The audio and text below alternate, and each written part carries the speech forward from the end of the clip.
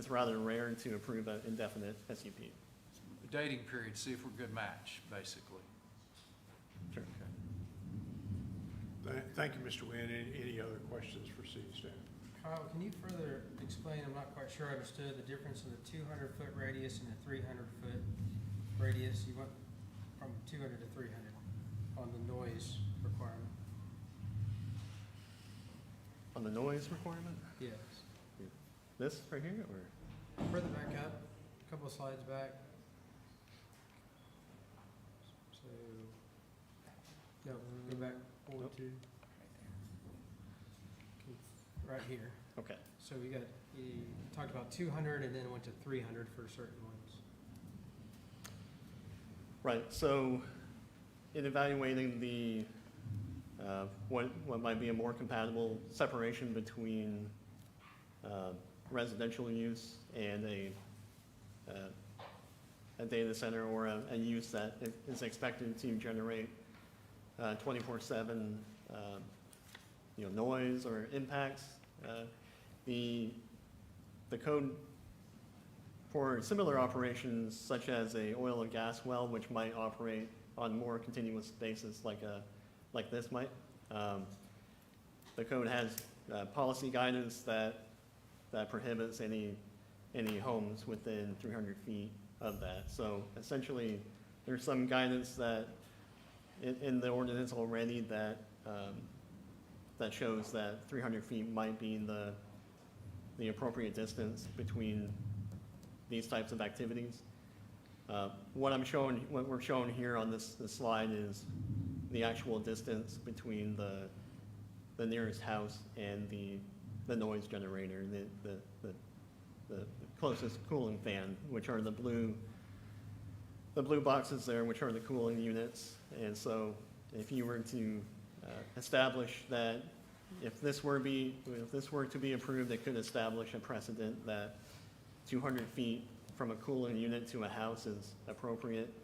But as staff, like I mentioned, there are other examples within the city that if that is the precedent that's set, that we need to be careful that there's other places that might not be the case. And so the 300 feet is something that staff is just providing to the commission in terms of, what do other uses, similar uses, what's a common distance requirement, and 300 feet is generally that number. And so in our technical review, we're just presenting that the closest house is less than 300 feet from the activity. This red line is 300 feet. Yes, the circle or the circular shape is the 300-foot radius. That's 300 foot from the property line or from the, This one's from the property line, and the and red then this line one is from the extent of the cooling equipment. So you got So two. the ends, yeah. Two ways of measuring what 300 feet could be. Do we have a sound study of something like the oil and gas, talking about like pump jacks, compared to the one that we have here now with this study? So I'm not sure, in the ordinance, oil and gas wells are limited to, they have a noise level which is 65 decibels within a 300-foot radius. And so it's actually a higher standard than the minimum code of 75. And so there's already precedent that continuous operations such as an oil and gas well must operate further from homes and other commercial businesses and must exceed the noise ordinance or the maximum allowable noise. Like I mentioned in the sound study, they do propose, or the sound study does identify based off the equipment that was modeled, and the applicant is here, they can kind of talk through all this as well, probably for more detail than I can, but staff notes that the actual proposed condition and the enforceable standard is the maximum allowable by code, and not the anticipated noise level that's been presented. So the oil and gas has a higher standard to meet, and then in this proposing the application, they're saying, the applicant is still saying that what they're proposing is below even the lower standard. The applicant proposes no higher standard. Say that again. The applicant does not propose a standard that's higher than the minimum code. So there's no, it's not, they're not proposing that they're gonna go to the 65 as the standard is for oil and gas. Correct. Okay. So the 300 foot is the difference there for oil and gas, but this one is not gonna get that high according to them, and we'll ask them about that. Okay. Thank you. Thank you, Mr. Martinez. Any other questions from city staff, for our city staff? Kyle, do we know, does Flowers Bakery run 24/7, Do they, operate 24/7? I'm not sure, I'm not aware. I believe they're here though. Apparently they do. I guess we have the answer, yes. There seems to be a general awareness of how they operate.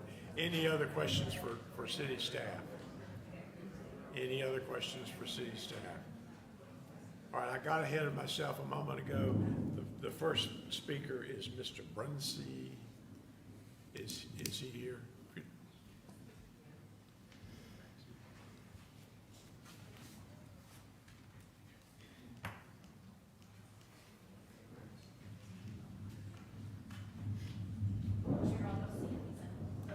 He's right here. He's right there.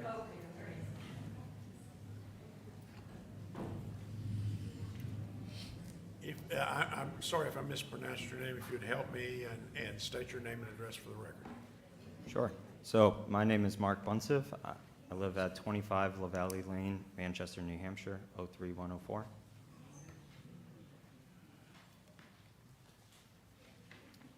I believe there should be a... Can you do this?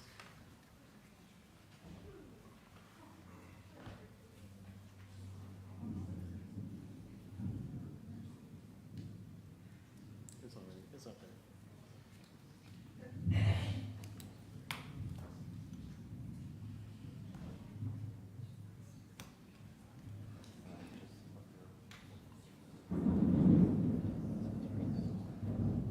Okay. Thank you, everyone. My name is Mark. I'm the owner of Vulcan Core LLC. Thank you for the opportunity to hear out our request. So who is Vulcan Core LLC? What do we do? Who are we? We develop and operate industrial data processing facilities. We've got locations in Buffalo, New York, in Florida, and also in North Carolina.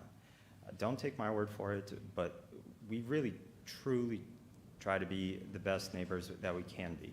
So our landlord, Kevin Callahan, was so kind to write a recommendation as to his experience with us, which included no noise complaints, no complaints of any kind from any of the tenants and or neighbors.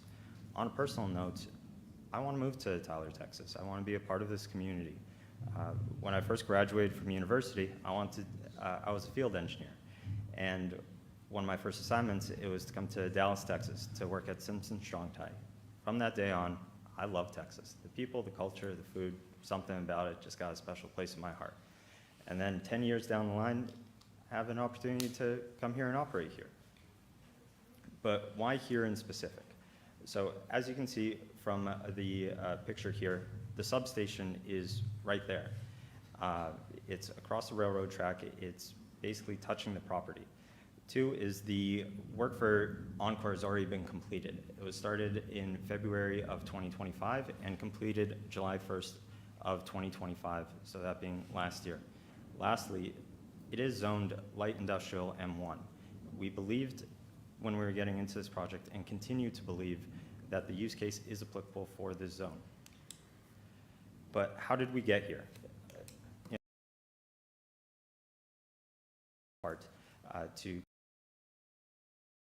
In April of 2024, the current landowner reached out to the city to request approval for this type of project. It was approved under the understanding that a special use permit was not needed at that point in time. In 2024 and 2025, we spent quite a bit of money, energy, to give the property a little bit of TLC, a little bit of cleanup, and to progress the project forward, during which time Encore completed their project, which we paid for out of pocket, again, from February of 25 until July of 25. On June 27th, Kyle had noted that we do need the special use permit. We asked for additional clarification, and July 23rd, we received confirmation from someone within city planning and zoning that special use permit is not required. In April of 2026 is when we started our application process. From our understanding, the special use permit does have a process, and we had to identify any potential adverse impacts of the project, analyze and mitigate any of the potential adverse impacts of the project, and develop conditions to operate, and for which case we developed 15 conditions that we are ready to confirm and to abide by. We want to be held accountable for how we operate the center. There are some big concerns when it comes to data centers and Bitcoin mining or anything of the sort. One of the biggest ones is water. We don't plan to use any municipal water whatsoever outside of regular office use, for sink, toilets, things like that. It is a closed-loop system that utilizes 80% distilled water and 20% glycol. It is a biodegradable antifreeze solution. Again, maximizing the pursuit of being a responsible business leaders. The next point is electricity. The electricity, as I said, it's already been brought to the site by Encore, and it's brought in at 12,500 volts. 12,500 volts isn't anything that is able to be used by most commercial or residential applications of any kind. We are also a flexible load, so whenever ERCOT calls upon us to curtail during periods of high congestion within the grid, we abide. The noise. So I'm not an acoustics engineer. I don't profess to be an acoustics engineer, but we hired someone that is an acoustics engineer, Hoover and Keith, with over 40 years of experience. We did take a look at the baseline measurements of the ambient conditions at this location, and they were found to be between 45 to 50, 53 degrees or decibels at any point in time, even throughout the middle of the night. This is a 48-hour test. Our equipment, it's at 35 decibels. Or if you take a look at that chart that was shown earlier, 40 decibels at closer proximities.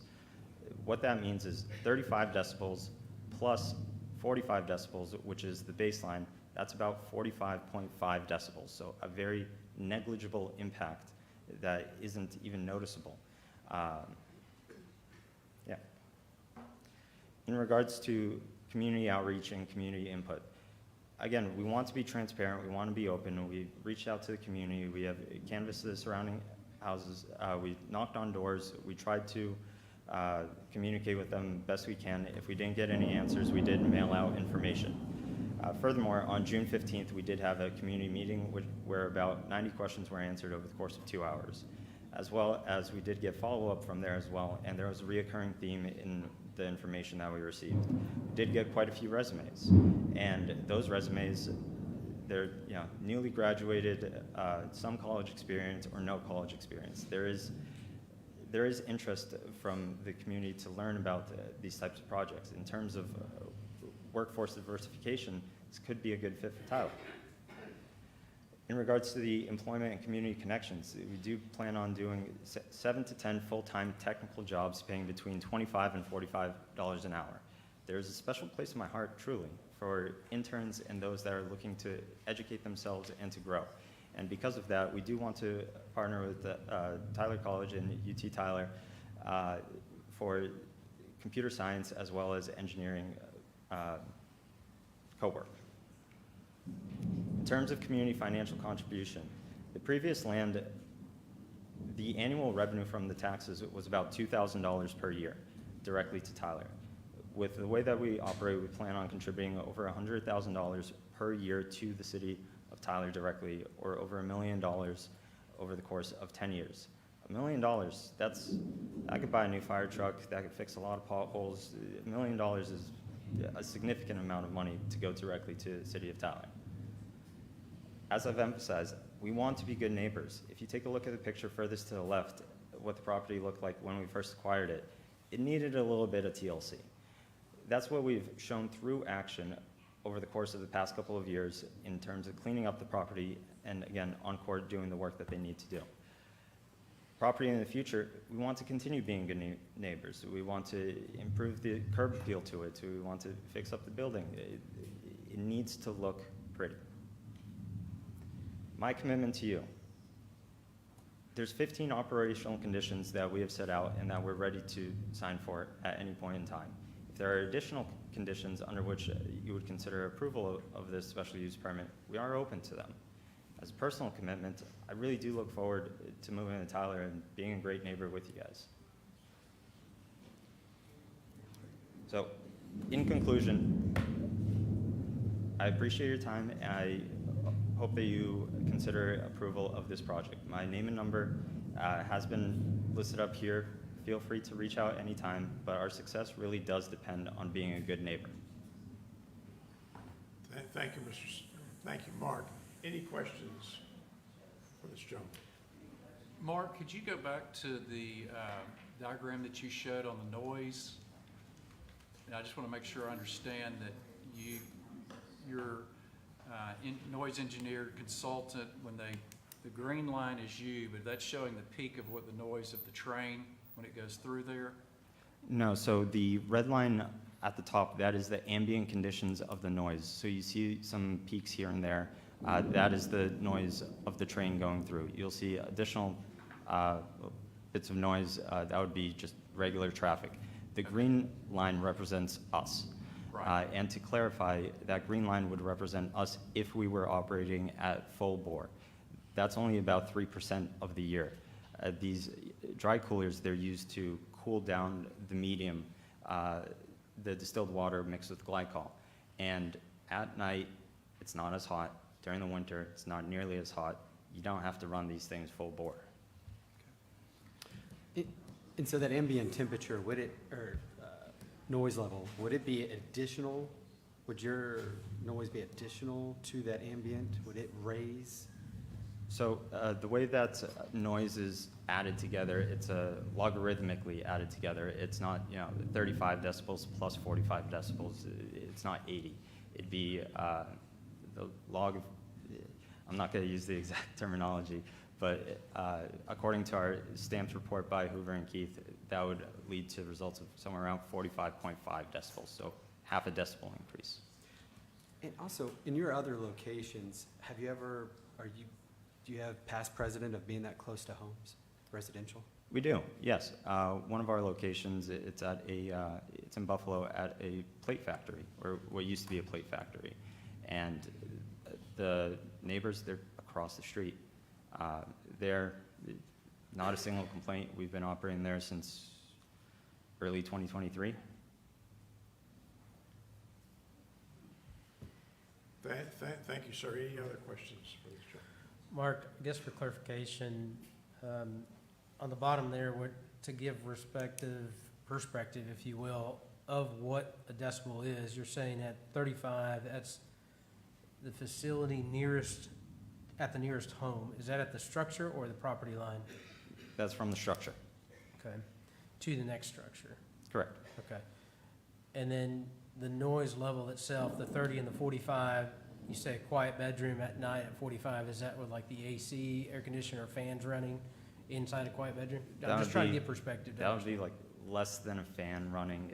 To put in perspective, this room here, if I had ballpark, is probably around 60 decibels.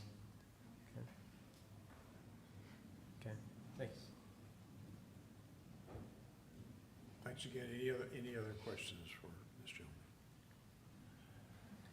I do have another question. I'm sorry, Mark, what's the time frame on construction? If there's start, what's your expected construction period? Construction would begin most likely late September, and would be about a 3 to 6 month process. At the end of the day, it's a couple of transformers and 8 containers that's being brought in. There's not too much to it. It really is a low-impact type of industry. And did I understand that the existing building that's on the property is to be an office? Some of it will be converted to office space. Most of it, quite frankly, isn't going to be used. We didn't want to demolish it. We didn't want to go through that process, but we do fully intend on making it look pretty because it has to. How many cars did you take off that? So I noticed the picture of the previous site. How many of those cars did you have to remove? If I had to ballpark, so I know about between 40 and 50,000 was spent on the TLC, tender loving care of the property, but I don't know exactly how many. I think 80 or so. To further that point, we also did have to conduct a phase 2 environmental study to ensure that there were no hazardous materials, no motor oils, no decaying parts, anything like that. But yeah, I'd like to think that we've done a good job thus far, and we've shown it through action. Thank you. Any other questions for this gentleman? Thank you for your time and presence. The next name I have on my list is Bob Westbrook. Mr. Westbrook. I'm Bob Westbrook, and I live at 4116 Pine Creek Drive here in Tyler, Texas. Thank you, Mr. Chairman, Commissioners. You operate under some very strict guidelines that you follow when you vet a project. Data and facts are gathered outside of the emotional impact of what any project could have on a community. And council depends heavily on what recommendations come out of this body. And so your disciplines earn that respect and also of staff's recommendations also too. And the business community also depends on these disciplines that you follow because they will see that if they check the boxes, they expect their project will proceed. And so when you take a look at the data for this project, it appears to be a great project for our city. It checks many of the boxes that anybody, any successful business owner would like to have, and any community representative would not mind being a neighbor. It improves existing industrial property, expands the local tax base, creates jobs. The technology positively impacts education at all levels. It utilizes surplus electrical grid capacity, and it's natural resource friendly. So, Commissioners, I ask you respectfully to vote for this project unanimously and support the Tyler Data Center. That concludes my comments. Thank you. Thank you, Bob. Any questions for Mr. Westbrook? All right. Excuse me. The next name I have is Ray DeShong. Is Ray DeShong here? Just state your name and address for the record. My name is Ray DeShong, and I live at 707 South Chilton Avenue. Give me just 1 second. First, thank you for allowing us to speak today. We appreciate it. I'm here to respectfully ask that you deny this permit. Living at 707 South Chilton Avenue, the Brick Streets, it's about 0.8 of a mile from this site. We spend mornings and evenings outside. We specifically picked this area due to the quiet and the peaceful nature that we have in Tyler and the wonderful amenities.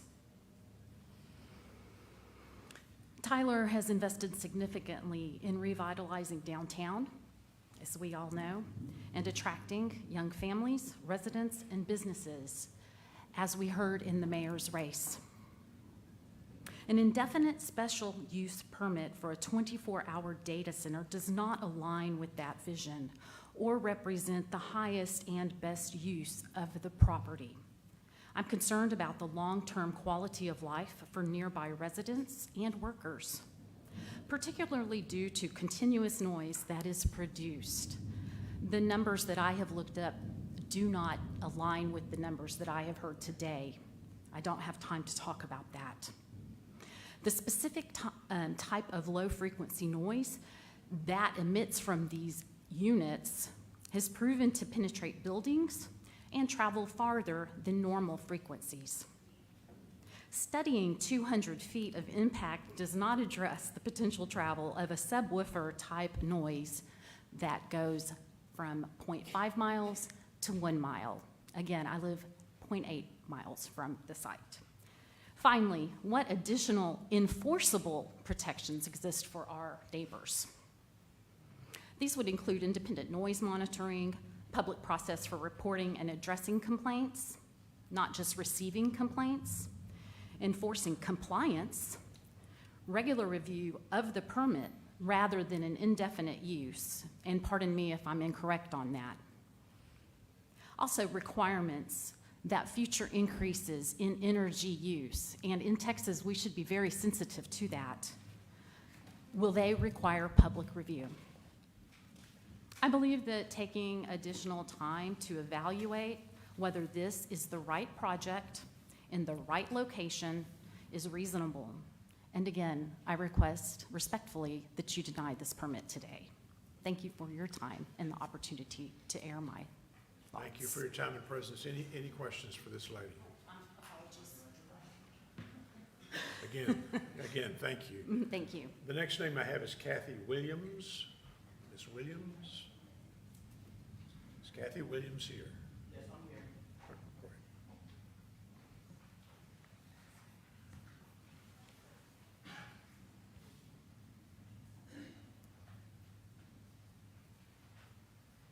Good afternoon. My name is Kathy Williams, and I live at 205 South Herndon, which is a block away from this facility that they're trying to build. And again, thank you all for letting me come up and speak. Well, I'm not against the building, but I don't think it's a good fit for the neighborhood. I've lived at this address for all my life, just about, up and down on Herndon. And it doesn't fit the neighborhood. And we're afraid of, like they said it does not, it has a water loop, but we don't think that it's, some kind of way, I'm sure it's gonna come out and contaminate or do something to the water in the neighborhood. And we have a lot of, like I said, young families, older families and stuff that's been there for years, and we do not appreciate having something like this come into the neighborhood, disturbing what, like the lady said before, is we have peace and quietness in our neighborhood. And I know the train comes through, but that's been there for years also too. And like I said, we said that you have been placed, the planning committee and the zoning committee we entrusted you with, to protect the public interest. And that's what we don't feel like this is in the interest of the public to have a data center there. And also, let's see, it's the power grid that was put there. They replaced one of the wooden poles that was there at my mom's house, and they put one of the big ones that they have on there. And we don't know if there was any radiation or anything coming from that that's causing, because my mom passed away of cancer in 2021, and then shortly after that, my niece come up with cancer, and then also my sister. And we're just kind of concerned with all of the different stuff that's going on in the neighborhood, if that's causing, the illnesses or what's going really happening. So we just would like for you to deny this, just for the neighborhood. Thank you for your time and presence, Thank you. Ms. Williams. Any questions for Yep, this? Ms. Williams, can you point out to us where on Herndon you live? Kyle, can you? I'd say one block would be proposed. You just go up the street to Elm Street, and then right on that corner. Down there, all right, now, like south. There's only one house where he's talking about, right across So that, there from the place. But you just go up to the next block, and that's what we live. so it's outside the protest zone? That was what I was trying to determine, if you received the notice and you were within the protest zone. That was what I was trying to identify. You're just outside of it. Okay, thank you. Thank you. The next name I have is Robin Daniels. Ms. Daniels.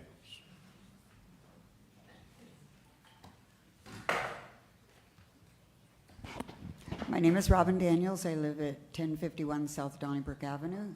Thank you, Mr. Chairman and Commissioners, for allowing me to speak. I am against the proposal. I just have some information here from, it's called Earth Justice. It's a nation's leading environmental law organization.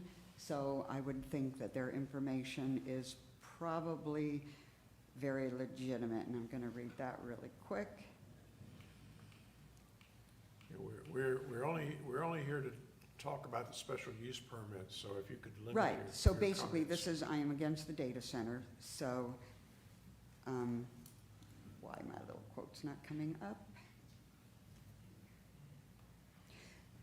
So I'm just gonna go on what I remember. So basically, the decibels that are usually used for a Bitcoin center, which this is, what this is usually between 70 and 100 decibels. And obviously, with our summers here, those fans are going to be running 24/7, not necessarily down to 35, like he said. Also, these data centers have been proven by this environmental agency to cause headaches, brain damage, loss of memory, and all of these things for people that live within the area.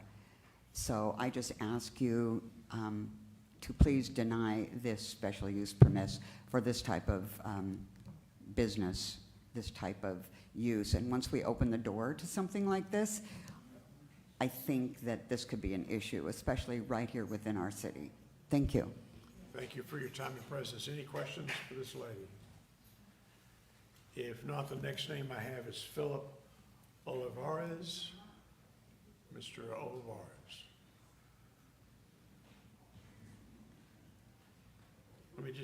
While he's coming, let's just try to focus on the special use permit, because that's why we're here.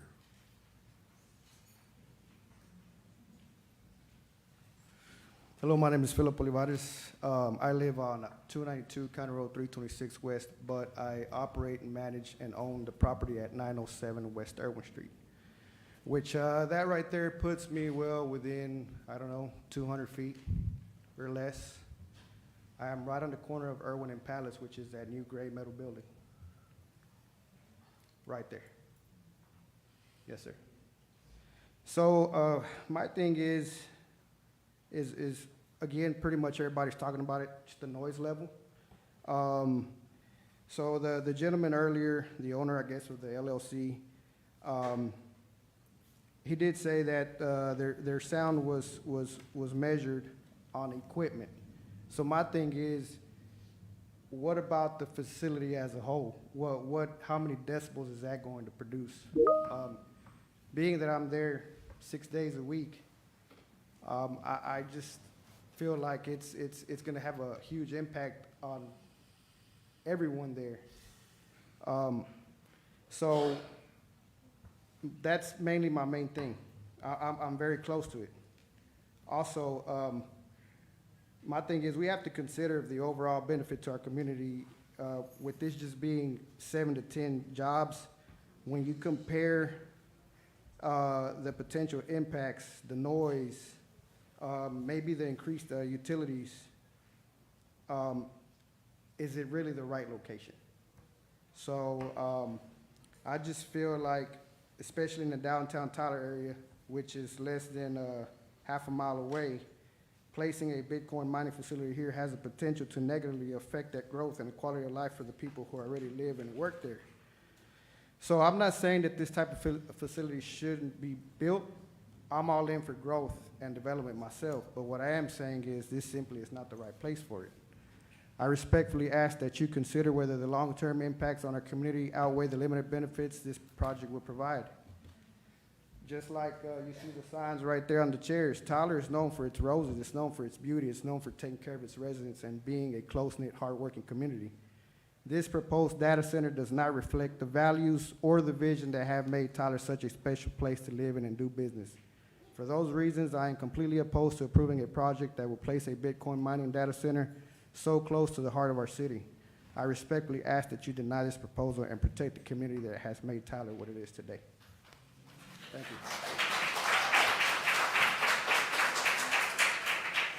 you. Thank you, Mr. Olivares, for your time and presence. Any questions for this gentleman?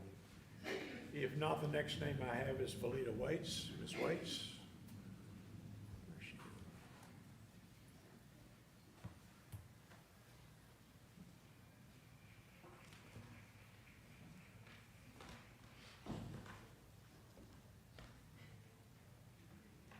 Good afternoon, Mr. Chairman and Commissioners. My name is Valita Waits. I am a native of Tyler. I was reared in and today reside in the neighborhood directly affected by this proposed development.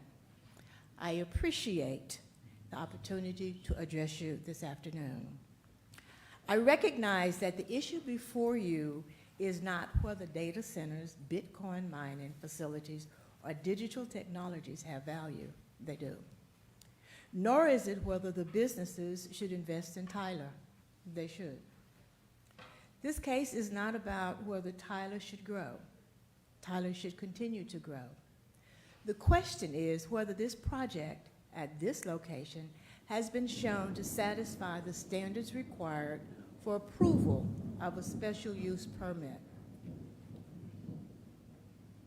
Special use permits exist because certain land uses require greater scrutiny than uses permitted by right. The Commission serves as the public safeguard to ensure that compatibility has been demonstrated, not merely assumed. For that reason, I respectfully submit that several important questions remain unanswered. Has an independent acoustical study demonstrated the actual noise levels that nearby residents will experience, not only from the mining equipment, but for whatever cooling systems, ventilation equipment, backup generators, or routine testing may acquire? Has an independent analysis been completed regarding the potential effect of surrounding residential property values? What evidence has been presented regarding electrical infrastructure, emergency response capabilities, fire protection, and long-term operational impacts? What enforceable standards, not merely voluntary commitments or a complaint hotline lacking meaningful municipal enforcement, will govern noise, lighting, generator testing, screening hours, construction, maintenance, and future expansion? Most importantly, what evidence establishes that this use is compatible with the existing residential character of this neighborhood? These are not speculative concerns. They are the very issues the Commission is charged with evaluating before approving or recommending the special use permit. Compatibility should be established by competent evidence. Conditions should be enforceable through meaning compliance mechanisms. Neighborhood protections should be measurable and enforceable. And the public record should be complete. Economic development is an important goal, but economic development and neighborhood protection are not mutually exclusive. Responsible development demands transparency, objective evidence, and enforceable safeguards. Accordingly, I respectfully request that this Commission require a complete factual record before recommending approval. If the Commission ultimately determines that this use is appropriate, I respectfully request that any recommendation includes specific enforceable conditions addressing maximum permissible noise levels measured at residential property lines, generator operation and testing schedules, if any, shielded lighting designed to prevent intrusion into neighboring homes, labeling and buffering sufficient to mitigate visual impacts, traffic management during construction and operation, because it's across the street from Flowers Bakery, and there are times when their 18-wheelers have to come in and make their deliveries that we are briefly, the traffic is stopped until they can maneuver those large trucks. But and I'm not on the street that often, but I do incur that. And ongoing compliance monitoring with meaningful and effective enforcement mechanisms. We, the residents of this neighborhood, deserve more than assurances. We deserve objective evidence. We deserve meaningful, enforceable protections. We deserve the confidence that our neighborhood has received the careful consideration the law requires. Your decision this afternoon will not simply determine whether a business may locate at this site. It will help establish the standard by which future industrial users proposed adjacent to Tyler's neighborhoods are evaluated.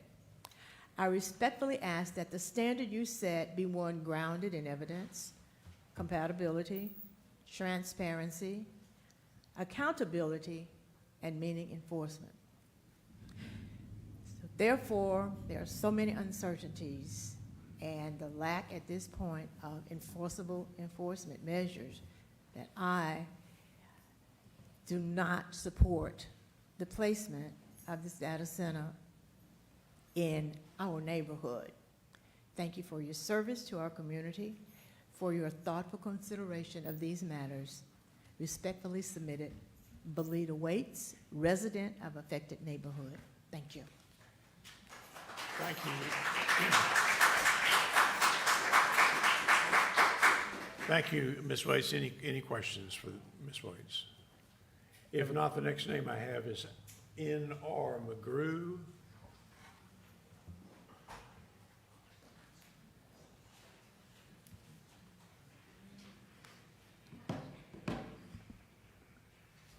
Good afternoon. Nicholas McGrew. I live at 18002 County Road 15, Tyler, Texas, but I am the senior pastor of the historical Bethlehem First Baptist Church at the corner of Lawler and Ross, 1121 West Lawler Street. Good afternoon, Mr. Chairperson and members of the Planning and Zoning Commission. This isn't just a property on a map. These are families, particularly families that I have the pleasure to serve as their pastor. And I appreciate the opportunity to speak to you this afternoon, and I support responsible economic development and new investments in Tyler. However, I respectfully ask that you deny the special use permit for this project because its location is not compatible with the surrounding neighborhood. The question before you is not whether Bitcoin mining has a place in Tyler. The question is whether this particular site is the right place at the type of industrial operation. Special use permits exist because some land use require additional scrutiny to determine whether they are appropriate in a specific location. In this case, I believe the answer is no. The project would place 24-hour industrial operation near established residents, neighborhoods, and particularly 1888, the emancipation freed the slaves that built First Baptist Church here in Smith County. And they particularly plotted out that land in that area for its future and protection of its residents that look like them. And additionally, you cannot guarantee or place emphasis on job representation. You said that at one point it would be 1, now 16, but will those jobs reflect the community and the neighbors around us?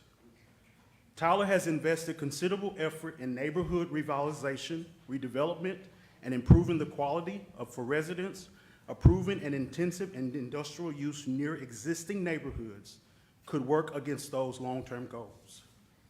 There are industrial businesses, parks in Tyler that are better suited for this type of facility. Those locations generally offer greater separation from homes and better access to industrial use and fewer land use conflicts. Located this project in an established industrial area with better balanced economic development and neighborhood protection. As a planning commissioner, you are entrusted in protecting the public interest.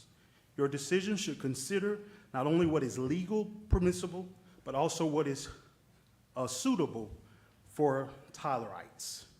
I respectfully ask that you would deny the special use permit and encourage the applicant to pursue a location that is more compatible with Tyler industry planning objectives and less impactful on the neighborhood surrounding, particularly Bethlehem First Baptist Church. Thank you.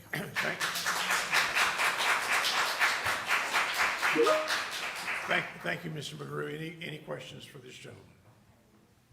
Again, thank you for your time and presence. The next name I have is Amanda Mosley. Ms. Mosley.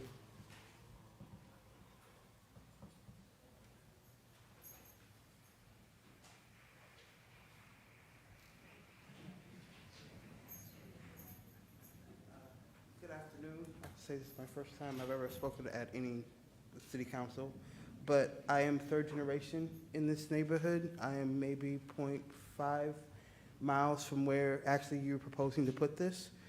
So I'm actually here to ask you to deny the special proposal. The reason why is Tyler currently has no specific zoning code for crypto data centers. Approving this sets a dangerous precedent as to what we are going to allow in our neighborhoods. This is an industrial scale computer plant drawing 12 megawatts of continuous power, and it does not belong directly next to our homes. The developers claim that this brings economic investment, but he's only promising 10 jobs, and I can guarantee they are not probably coming from this neighborhood. They create almost zero local jobs. They have no benefit to our neighborhood. And until you can tell me how a closed system that runs on a radiator doesn't have to be flushed, and how that doesn't affect the neighborhood and what you're going to do with that waste, how does that affect us? Instead, we are asked to bear 100% of the burden. If they turn off the lights, we still, the taxpayer, pay them to turn it off.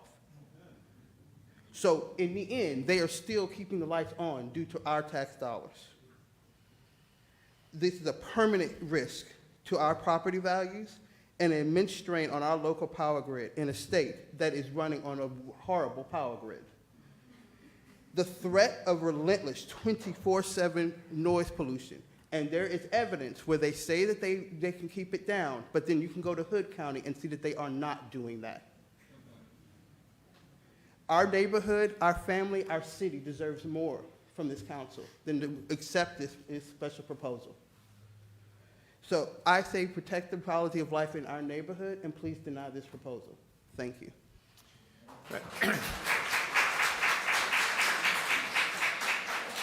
Thank you for your time and presence. Any questions for this lady? If not, the next name I have is Jerry Ford. Mr. Ford.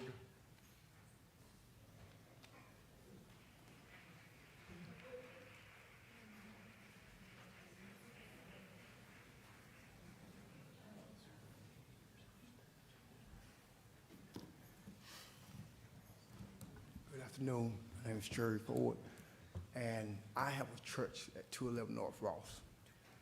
And no one have told us about this. I just had to find out just listening.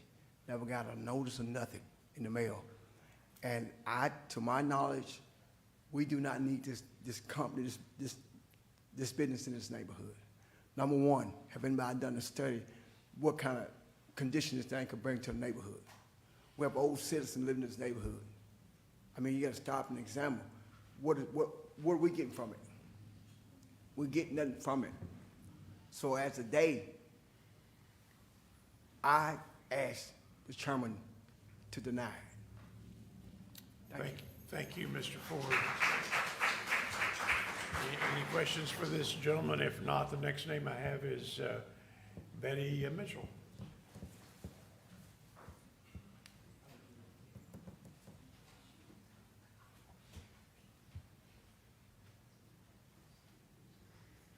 Good afternoon. I'm Betty McDonald Mitchell, reside at 3029 Frankston Highway, and I don't want to repeat everything that's been said because pretty much what has been said is what all of us are here to say. I'm in opposition of this for the simple reason that it's in a residential area.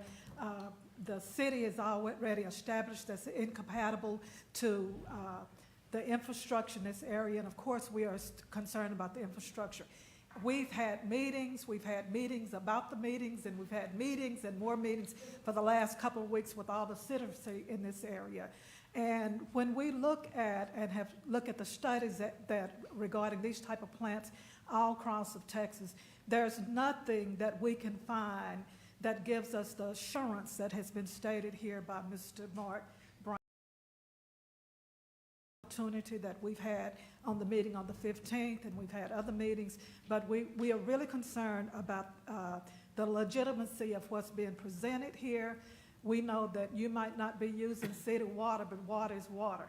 Distilled water comes from somewhere. When we look at the electricity and the issues with the grids within the state of Texas, when we look at the sound, when we look at all these types of things that is happening in these type of facilities, we're concerned about the impact. There's a reason that the city has required a special permit for this particular area, and we believe that it is because it will adversely affect the citizens in the area. We have our treasured Miss Marcelina Mosley. Her granddaughter spoke beautifully here. Miss Marcelina Mosley here, 97 years of age. And Mark talked, when he talked to us before, about wanting to live the American dream. All of us want the American dream. We deserve the American dream. And the American dream for our citizens that lived in this historical neighborhood is to live a life of quality, to live a life of peace, to live a life of beauty for the environment that Tyler has worked so long to have. So for those particular reasons, we ask that why come here from New Hampshire, all the way from New Hampshire on Irwin Street in Tyler, Texas, to establish this? We do believe that the industrial corridor within the city would be a more applicable place for this particular area. So thank you. Ask you to deny this proposal. Any questions, please? Thank you, Ms. Mitchell. Any questions for this lady? Thank you.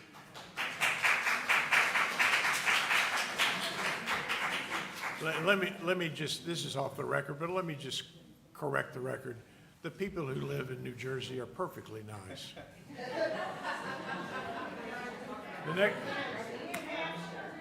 The next name I have is Alita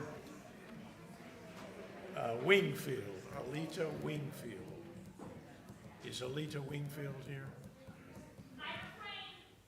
Sorry, she didn't know what she was signing up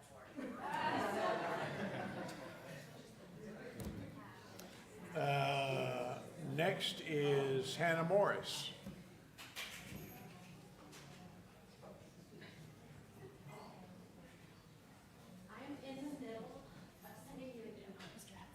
Hi, I'm Hannah Morris, HANNAHMORRIS. I live at 2101 Brookhaven Drive. I am a landowner now in Tyler, Texas. Go me. One thing I want to point out, y'all were not at that meeting on June 15th. I was. There is, and that's the link that I am emailing to you, Mr. Hudson.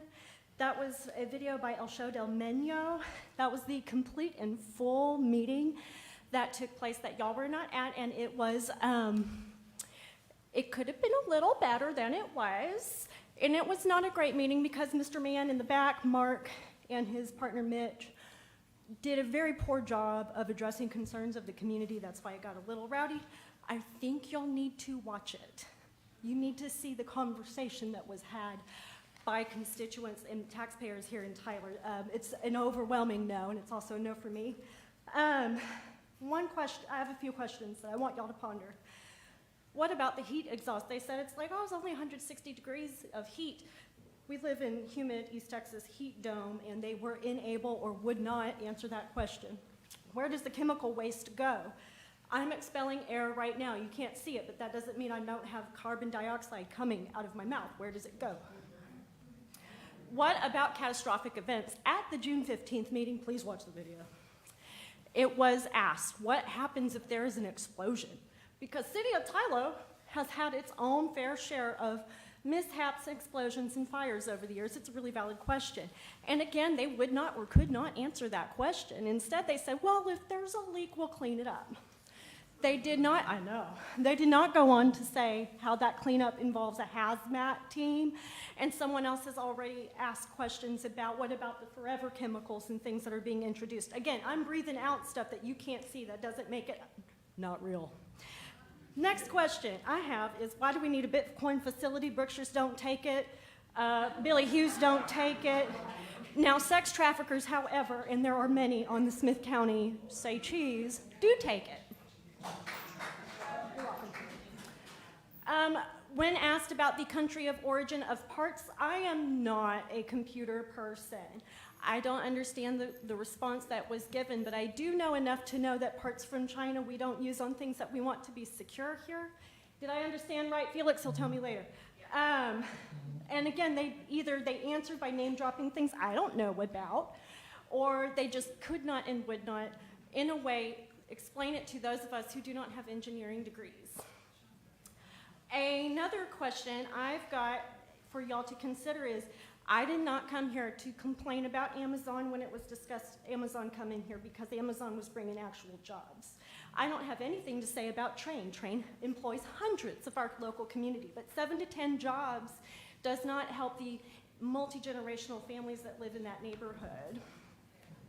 Now, where does the water come from? Because Corpus Christi's running out of water. When I asked this question at the meeting, they dissociated, turned bright red, and got a little angry and upset. I'm sorry.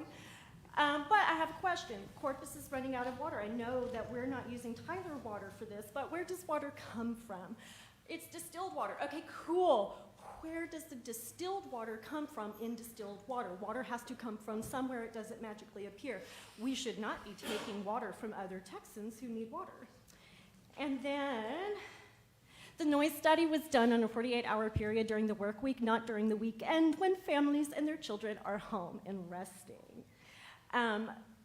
There was a lot of opposition. I want to let y'all know, most of those people that were at that meeting aren't here because they either did not know about how to come to this meeting, or they couldn't get off work to come to the meeting. A lot of the problems in Tyler are because people can't get off work to come over here. So I took time off of my job. I don't live in that district, but I buy a lot of food in that area, and I spend a lot of money in that area, and I have friends and their families that live in that area. And again, if you are someone who is inheriting property, you don't want the property that you might inherit on your side of town to be infected or in any way made to where you cannot pass this down to your families. And there's a lot of multi-generational families in that side of town. And Mark doesn't know anything about this side of town. He doesn't know the history of our tension in the area. He does not understand the impact of him coming here. But he does want y'all over in 75702 to feel hope and be inspired. And if you are not in college and you are retired, I don't know what he will inspire you to do. So thank you. Thank you, Ms. Morris.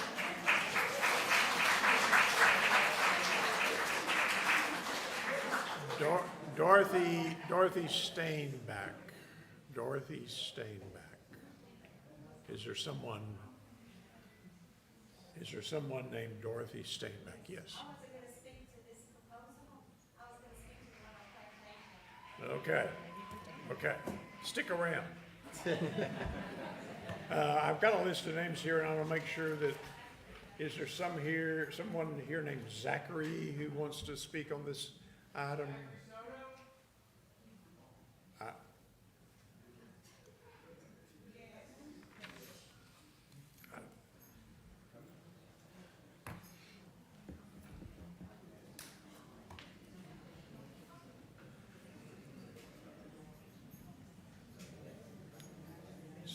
State your name and address for the record.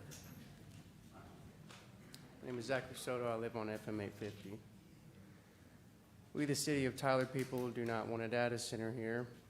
You elected officials represent us. If you allow this data center to be here, you're not representing us but your own interests.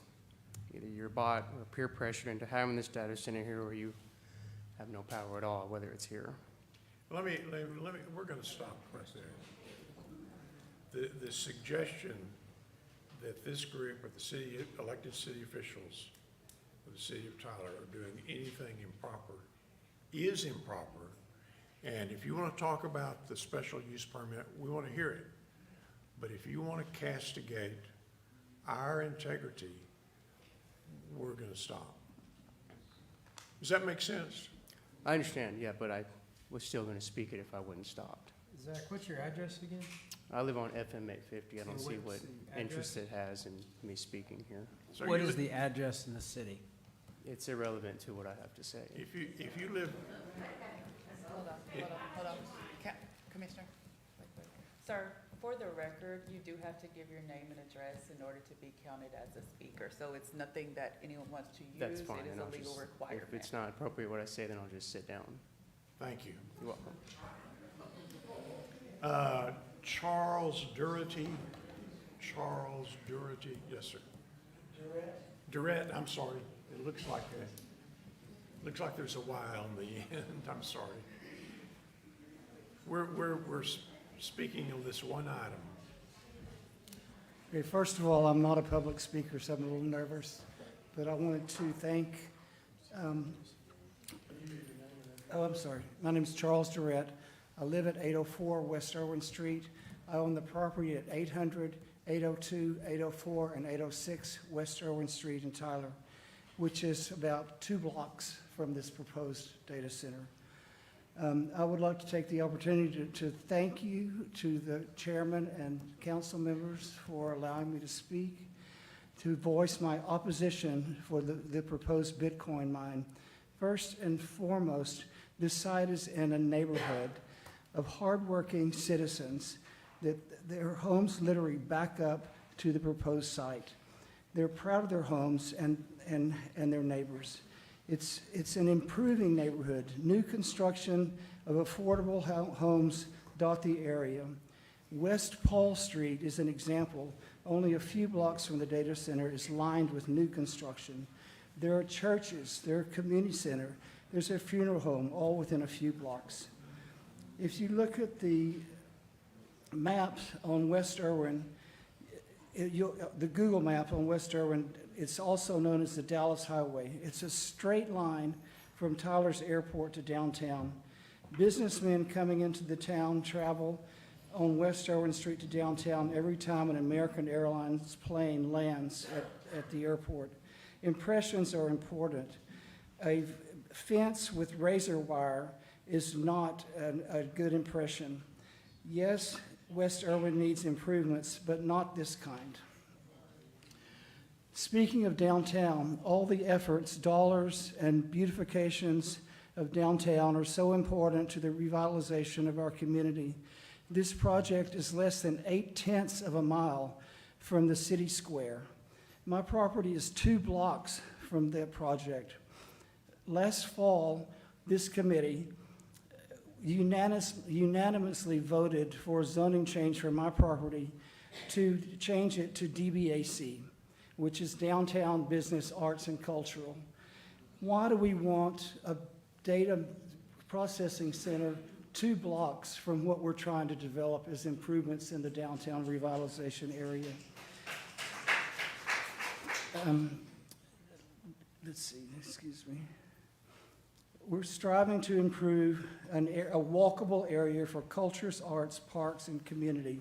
The answer is no, we do not want this in our neighborhood. This type of business should not be allowed in a neighborhood or specifically anywhere inside the city limits. I urge all of you all on this committee to vote no on the recommendation to the city council, and I thank you for your time. Thank you, Mr. Durrett. Mr. Chairman, I have a question for Kyle, if I may. Please.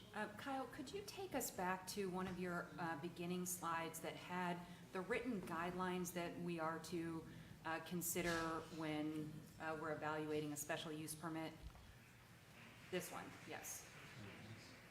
And could you remind me, it's been a few minutes now, the city's recommendation is to deny this special use permit, and you gave several specific reasons for why the city's recommendation is to deny. Could you tell me what those reasons were again? I took notes, but. Yes, ma'am. So the staff, in performing our technical review, identified that the proposed activity is inconsistent with the future land use guide or future land use map in the Tyler Tomorrow Comprehensive Plan, which establishes the area I'll go back to that actually. I'm not sure if you're looking for a recap here, but that's inconsistent with the intended future growth of this area.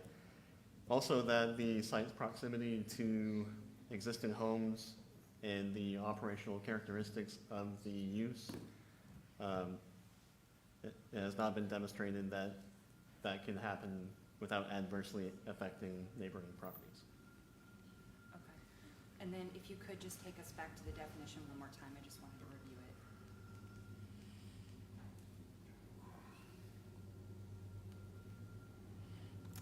So special use permits need to be reviewed for their compatibility with surrounding property and conditions established so that the use is, or has minimal to little adverse impact. Little or no adverse effects? Little or no, yes. That's what it says? Yes. Okay, thank you. Kyle, go ahead. Thank you, Christina. I want to, obviously,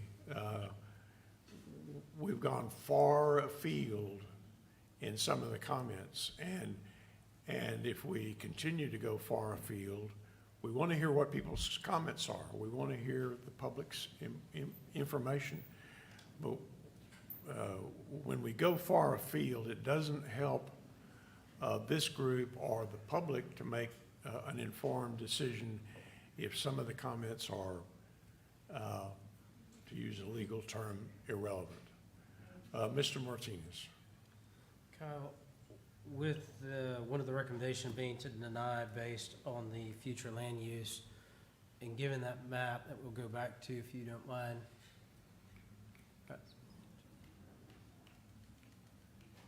Right there, what does that mean for the other properties along there that are currently commercial in that block area, including the substation on the east side of the tracks?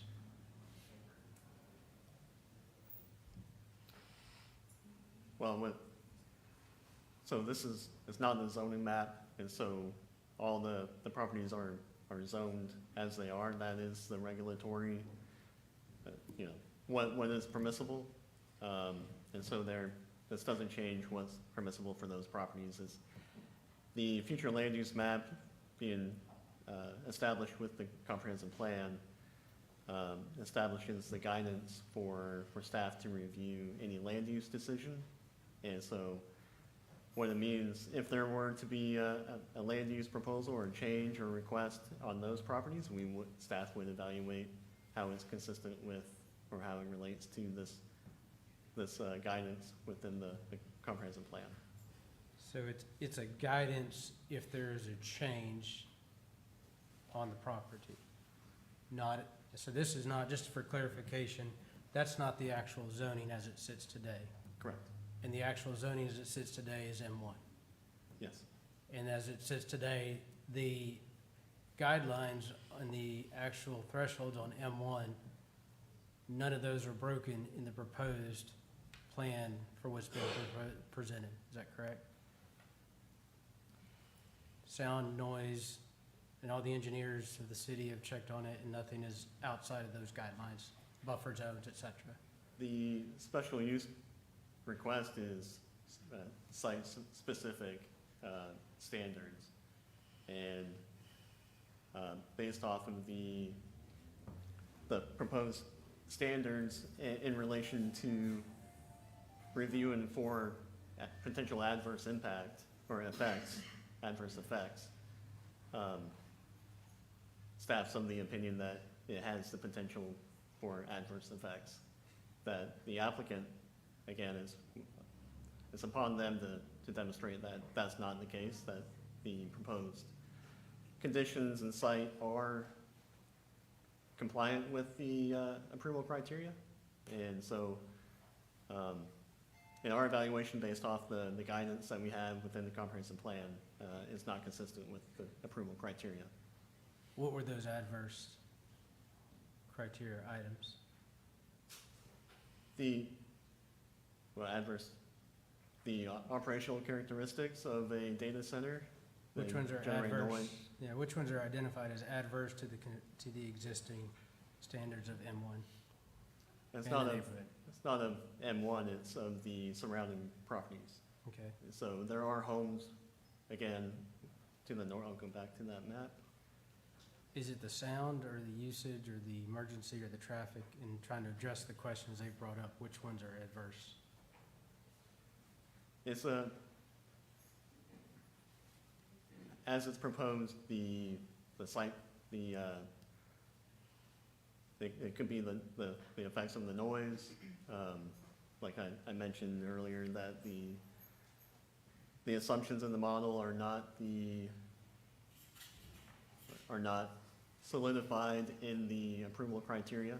So the equipment that's used to establish whether it has a noise effect are not, I guess, The fans. codified or, that's not identified in the standards that is apples to apples, or that is the equipment that's gonna be used, the same equipment, so there is a question mark there. But I guess generally the effects on the adjacent property owners, with that 200 feet from a nearest home for this type of activity is not in keeping with other types of 24/7 noise and vibration, other activities that you might expect to create external effects or externalities. And so I think it's a combination of things associated with the activity itself, but generally also that the plan for the area does not support further intensification of industrial activity. James, you had a question? Kyle, the property is currently zoned M1. The applicant, to do the business he wants to do, has to have a SUP. What could go there right now under the M1 classification that does not require an SUP? What kind of business? Retail use, office use, Vape shop? neighborhood service, vape shop, yeah. Vape shop to go, Yeah, retail, office activity, car repair shop, automotive, yes, anything permissible in the code. and wouldn't have to go through all the steps related that we've been talking about. Yes, sir. Okay. Kyle, can you address the monitoring that came up? And I think we need to ask that question. When something is going through and it's approved with an SUP, how does the monitoring process work? Right, so if it's associated with,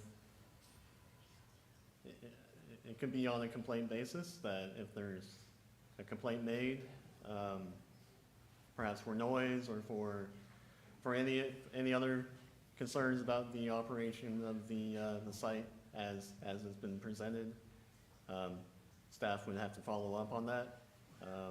But I think the noise ordinance is, there's a decibel level as well as a reasonable standard, or maybe a little bit more of a subjective investigation that might have to take place, because it's a noise level, a decibel level, but also if the activity or the noise creates any distress. So that might be below the standard of 75 or whatever the decibel level is. And so responding to those concerns, but what's before us is a land use decision on whether the likelihood of that happening more frequently based off the approval, or if there is a likelihood that can happen more frequently, that there could be repeated calls for compliance issues, could suggest that the proposal is too close to single-family homes, or too close to residential units. And so that's, when we say that there's a possibility of, monitoring for compliance, and that it could create an undue burden, that's because there could be repeated calls for violations, essentially. And so if that were to happen, the special use permit can be revoked and suspended after a public hearing and approval by planning commission and city council. So to answer Ms. Waite's question and concerns about monitoring and true enforcement, there is an enforcement process, not just for this SUP, but across the board. Yes. That it can be revoked. So this is not something that, once it's done, nobody looks at and nobody enforces. It actually has an enforcement, correct? Where it can be revoked and operations would have to cease? That's correct. Okay, Yes. that's what I wanted to know.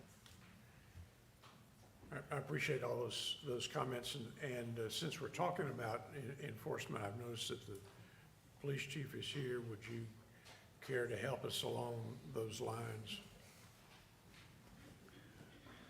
Morning, Commissioners. There's been a lot of conversation in reference to decibel levels and other noise activities, and I think I want to make sure that everybody's aware that the decibel levels are there, but that's only one part of the issue itself. If somebody's inside of their home and they're hearing something, whether you've been somewhere before, you heard that little chirping noise, you heard that little beeping noise, and it's constant and ongoing. If it causes enough distress in somebody's home and they file a complaint with the police department, then we still have the ability under that, under Section 2, that says it causes material distress to the ordinary person, reasonable person, on common sensibilities in the vicinity thereof, and a noise of such character, intensity, and continued duration substantially interferes with the peaceful enjoyment of the property. I think it's one of the things that we lose sometimes. It's not just based on the decibel level. When we created this policy back in 2017, it had to do with working to address outside music venues, as we were dealing with some of those, and how they affected other people's properties. But we also leave these secondary characteristics in here because there are some things that may not register on a decibel level that may still be annoying to you inside your home, as you get that constant hum or that constant cycle or something like that. So that would be something we would deal with. It's not something that the police department wants to deal with on a constant, ongoing basis. If somebody is in violation of this ordinance and we determine it through our belief of it, we have the ability to cite them to municipal court, and they could pay a $500 fine if they're found guilty of every violation. And we technically could do that every day as we go by there, until it comes back up to either P&Z or to the actual council to decide whether or not they're going to keep it going further or not. We have had issues in the past when we were dealing with these, when other outside music venues, and we would get calls, and it'd be constant and be ongoing, whether it's Thursday, Friday, Saturday night. No matter any time something was going on, we exhausted a lot of police resources, something that really shouldn't require that much police presence. The noise on this one is a big part. I have a little bit of concern in reference to if it did, and I don't know if it will or not. We take no stance on this whatsoever. We are here to let you know that if it becomes an issue and people file complaints, even if it's the citizen says, you know what, it's bothering me, it's annoying me, they have the ability to issue a complaint. We can summons them to court based on that citizen's complaint, and they have the ability to do that every day. And it can go on and on and on. So that concern is there for us, and we take the appropriate steps if that person wants to file a complaint. If we observe it ourselves, we can file that citation in with municipal court and continue doing it over and over again until it's addressed. There are some issues in reference to how we've addressed the measurement of these things in the past. We have decibel meters. We actually technically can measure it at the actual property line, but it's been our practice in the past to deal from where the complaint's coming from, whether it's inside the house, we've measured from the residence where we legally can be at, and we take those measurements from there. And if somebody's in violation, we'd ask them to address it, to turn it down. If it's a machine like this, they'd either have to turn it off, or they'd have to address the noise itself, or we'd summons them to court to deal with it. Thank you, Chief. I think that's probably helpful to all of us here to have those comments concerning enforcement. Yes, sir. Yes. It puts a lot of burden, and it would put a lot of responsibility on officers. They're just out there doing their patrol duties. If somebody calls, we respond to every call for service. So if somebody calls 25 times a day, we will go by and talk to this person 25 times a day until we're able to deal with it. Thanks. Anybody have a question for the chief? Thanks for your kind presence here.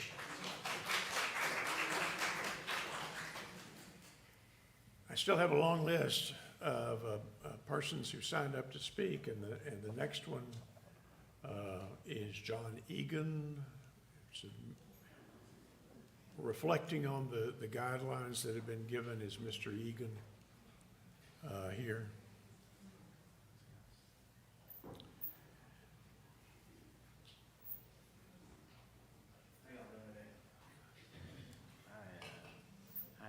first time ever coming up here to talk to anybody. I'm a little nervous, so I apologize in advance. Speak in the microphone, state your name and address. for the record. John Egan, 2110 Miller Drive, Tyler, Texas, 75701. I came here today to state why I was against this. I know that the code is the issue here, but the company itself is my issue. I went to the last meeting, and Vulcan Core said that they had multiple facilities that they already had running, but they're a brand-new LLC that opened in March 16th of 2026. So how can you go and say that you had multiple businesses in the past?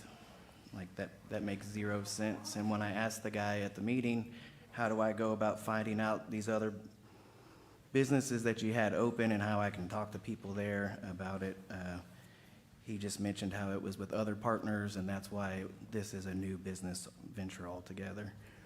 So that already just kind of throws red flags to me, that you have a company that's coming in and saying that they have all these great things going on, telling y'all that the people across the street don't have a problem, but yet they're not listed anywhere underneath this guy's business. So that's really my main concern. And then the next thing would be, if for whatever reason the price of Bitcoin drops so much and they go out of business, then what happens with that facility and what takes its place then? Like a surveillance data center, or, the questions remains what takes that place then. And this opens the door for all kinds of just different entities coming into Tyler after this zoning gets changed. So just wanted to say that. Thank you all so much. Thank you, Mr. Egan. The next name I have is Bruce Bierman. Mr. Bierman, is he here?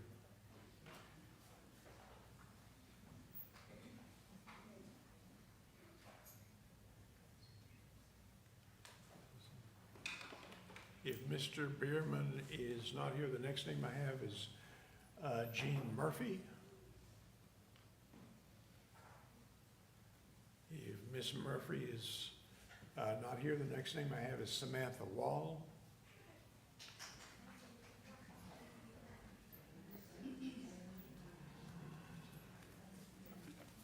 Hello, Samantha Wall, 613 White Oak, and that's 75703. First, thank you for holding this hearing, for having us here, and for letting me speak. I just want to point out a few things. When the gentleman was speaking and talked about $100,000 of money, for the people in the room, does anybody know what our Tyler's annual budget is, just off the top of your head? Mr. Wynn. 219 million, so we're talking less than half of 1%. So I just wanted to put that in context when he was talking about $1 million over 10 years. That is per year less than half of 1%. The other thing is to speak on the overwhelming amount of corpus of research that we have coming out on the linkage to cancer, to hearing, to migraines, to a lot of things. This grows on PubMed, which is a peer-reviewed data source, grows every day, linking these data centers to things. And when we look at the definitions and we look at little to no harm, if my child dies, if your child dies, how much is a little harm? Is it, if it's just your kid, if it's just my kid, how much is a little harm? What percentage of us need to die to just be a little harm?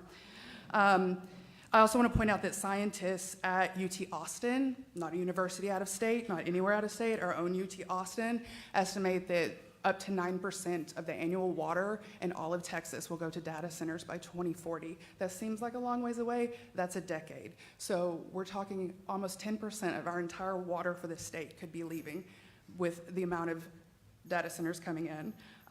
When I was leaving, I work at the University of Texas at Tyler.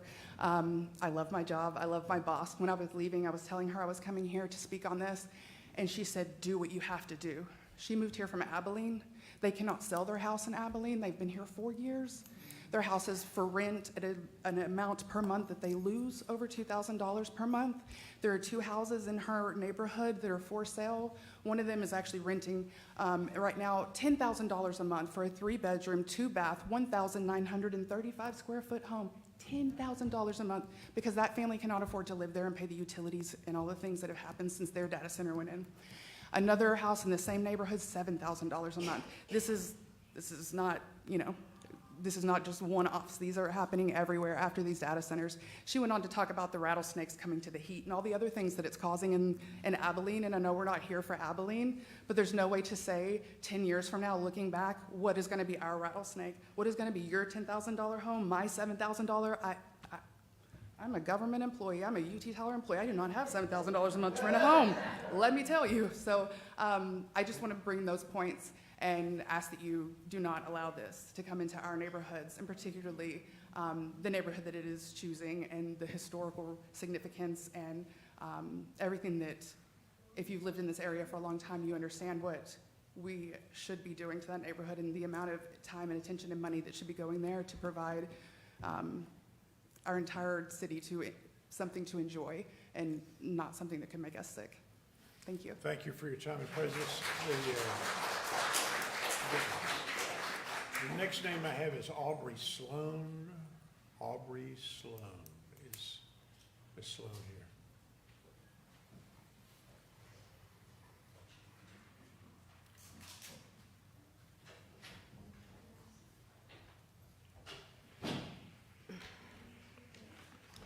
Hi, my name is Aubrey Sloan, and I'm a resident here at 1526 Timber Creek Drive, 75703. I'm asking the city council members to deny or table the vote for this crypto mine for 3 reasons. While the developer may have tested for high-frequency noises above 20 hertz, we need adequate studies provided in regards to low-frequency noises, or LFNs, and their potential detrimental health effects on the residents. Number 2, do we have a plan in place on how they intend to manage the disposal of the toxic wastewater runoff from the closed-loop system? The water is too toxic to be cleaned in the water treatment plant. We cannot allow it to be dumped into our groundwater, as other data centers have been caught doing, as it will contaminate our drinking water. And 3, do we know how many gallons of water they will initially need to fill their tanks, because it can be millions of gallons for large data centers? And do we know how much water they will use on a daily basis, even if it's a closed-loop system? So I'm going to go into detail on low-frequency noises, or LFNs. I know some people have talked about them briefly. To quote and summarize Alexandria Harvey, a sound engineer in Atlanta, Georgia, who spoke out against a data center in her area, she said this: technology parks produce low-frequency noise due to the continuous functioning of large mechanical cooling and power systems. LFNs, for short, or infrasound, is any frequency that falls below the threshold of normal human hearing, which is below 20 hertz. It is extremely difficult to block and travels through solid objects as well as the ground, causing severe adverse effects to surrounding life. It is not detectable by the human ear. It's extremely dangerous and can cause permanent hearing damage. Vestibular issues trigger increase in the stress hormone cortisol, causing chronic fatigue, headaches, persistent sleep disturbances, adverse cardiovascular effects, contributing to heart attacks, along with respiratory issues and severe physical and psychological distress. It's imperative. It is amplified when it reaches the ground due to the ground effect. Audible high frequencies that they tested for, or HFNs, will lose their energy through ground absorption, but LFNs retain their power and benefit from ground reflections. Hard surfaces like concrete maximizes amplification. They've been reported to have been felt as far as 8 miles away. It is imperative that proper risk mitigation measures are put into place to prevent LFN exposure, along with extensive and transparent frequency evaluation practices. HFN, high-frequency noise meters, fail to provide accurate measurements as they are designed to measure audible noises above 20 hertz. LFN tools measure as low as 0.1 hertz. She then goes into detail about what tests to run, and I can send you the information that she says. It's kind of long. And then she says this: without the proper use of equipment to trap LFN, along with the utilization of a precise application of measuring it, our beloved residents, our reps, our animals, and our plant life are all at great risk of exposure and the adverse effects that will manifest, end quote. To give you a real-life case study, in Granbury, Texas, just 3 hours west of us here at Tyler, there are pending lawsuits from their residents against a Bitcoin mine that became operational in 2024 due to serious adverse health effects. One mother reported that her 8-year-old daughter has fluid leaking from her ears and is suffering from permanent hearing loss. Others are reporting anxiety, heart issues, increased mental health issues, and the list goes on. No LFN studies were done prior to the installation of that site. In Tyler, there are schools, parks, and thousands of residents within just a mile radius of this proposed site. City Hall, downtown, your building is just within a mile. Our beloved Caldwell Zoo is only 2 miles away. As I mentioned, they've been reported to be felt as far as 8 miles away, awakening people from a dead sleep. You can't see them, you can't hear them, you feel them. Like some lady here spoke, she said they feel like a subwoofer. They're reported to increase feelings of anxiety. Imagine coming to work every day downtown and feeling an increase in your anxiety levels every minute you are inside your building due to the LFNs. Imagine our Tyler residents being woken from a deep sleep many nights of the week. Our children at the nearest schools, one only half a mile away, being even more stressed every day than they already are going to play at Bergfield Park, Hillside Park, or Children's Park, and feeling an anxiety they can't explain. What will this do to the animals at our zoo? There will be an increase in doctor's visits, ER visits, loss of quality of work, and quality of life. The long-term health consequences of LFNs are hard to gauge. The problem we face today is there are no good studies of LFNs on Bitcoin mines or most data centers because they're so new. They're coming fast and furious for every town. I don't think any of you would knowingly put our citizens at such a large health risk. I'm asking you all to stand up for your residents and put our safety before profits and progress. I understand the applicants have spent a lot of money and then found out that they had to get a special use permit. So they didn't come in here telling us that they were coming. They came in quietly, just like the other data centers. So I'm sorry that they have invested all this money, but our safety matters first. Please be the first to require that adequate studies be done on LFNs. Require them to be done by third-party, independent testing companies that you all select, not studies that they provide to you, and make them pay for it. You will not only be standing up for the city of Tyler, you will also help every town in America facing this. Let us learn from Granbury, our neighbor's misery, and take the right steps. Please put the brakes on this project and get the testing done. Thank you.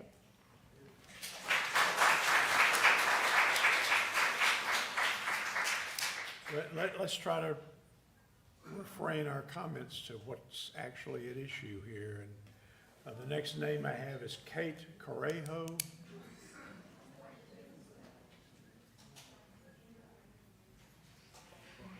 Tell me I pronounced that name correct. You did. Oh, good. Yes, sir. My name is Kate Correjo. I live at 1125 North Azalea Drive in Tyler. Am I allowed to ask you questions, or does it only go one way? I'd rather you just tell us what you have to say. Well, my first comment then would be I fail to see how anything that's been mentioned up here hasn't been relevant, other than perhaps the comment about any impropriety on behalf of this board. I think everything that my neighbors have said has been incredibly relevant to the concerns that our community has about this property and its placement, as well as the nature of the business that is being proposed to go in this space. One thing that my neighbors have mentioned plenty already is how many that live even closer, that they are going to be suffering from these direct effects that we already know about, not to mention the ones that have not yet been scientifically studied properly, because this technology is trying to be deployed into our society at an unprecedented speed, at zero consideration for how it actually affects human beings, much less the rest of the environment that we do depend on to stay alive. We have also seen other data centers get caught skyrocketing the incidence rates of cancer in their communities by leaching heavy metals into their ground. That doesn't not just affect the 1 mile area or 300 feet around the property. That affects all of the people that live in the area. Another thing that my neighbor just mentioned about hearing loss is that is already an issue that is increasingly impacting younger and younger people. My own child already wears hearing aids. I am very disinterested in anything that could potentially cause my child to lose more hearing. And frankly, this is presented in every way as something that is intended to enrich the property owner and not the community. This project is for the sake of his American dream at the expense of our American dreams. This is my American dream right now, and I don't want it covered over and literally, like, I can't even hear my own self think. in my own city. And the fact that it's trying to go in right next to downtown, that we just spent all this taxpayer money revitalizing, trying to get people to go there. Why would people want to go there when it's right next to this data center? That we cannot guarantee people's safety if we have not studied this subject sufficiently. I yield the rest of my time. Thank you.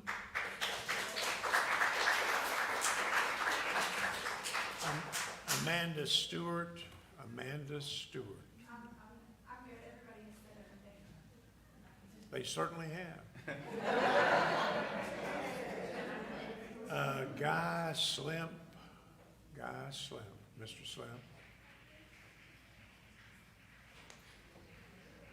If Mr. Slimp is not here, Adam Jimenez.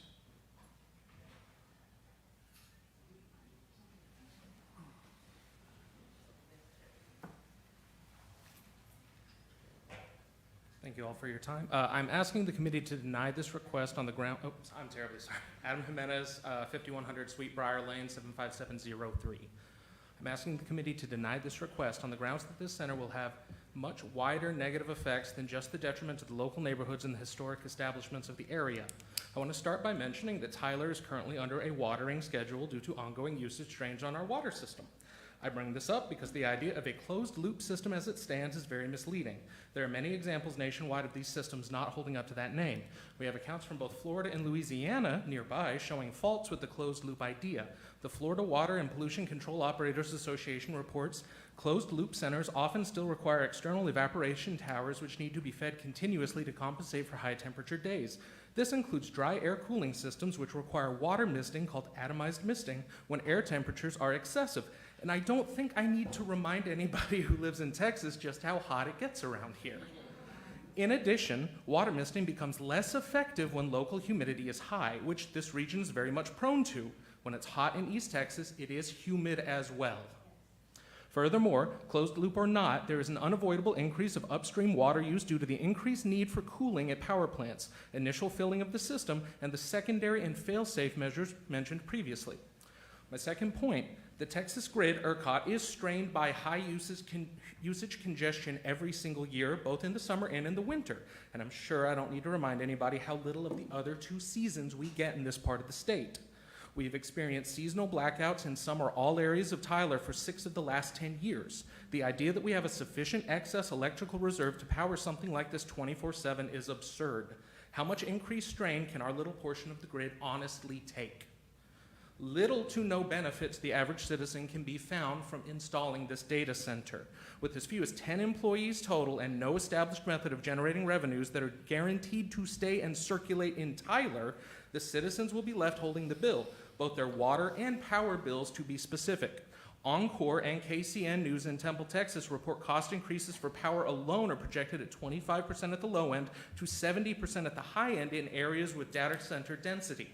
There is a history here in Texas of power suppliers lofting increased costs on the smallest consumers every time a large increase in usage occurs, and especially when power shortages require borrowing from other areas of the grid. The citizens have felt this after every major freeze we have had and after every failure of the local grid. With all that said, I ask the committee to consider who truly benefits from this at the end of the day, and if that benefit at all comes close to the cost that will be borne not only by the residents within the bounds of the neighborhood, but all throughout the city of Tyler due to the upstream cost increases and environmental impacts. I thank you for your time.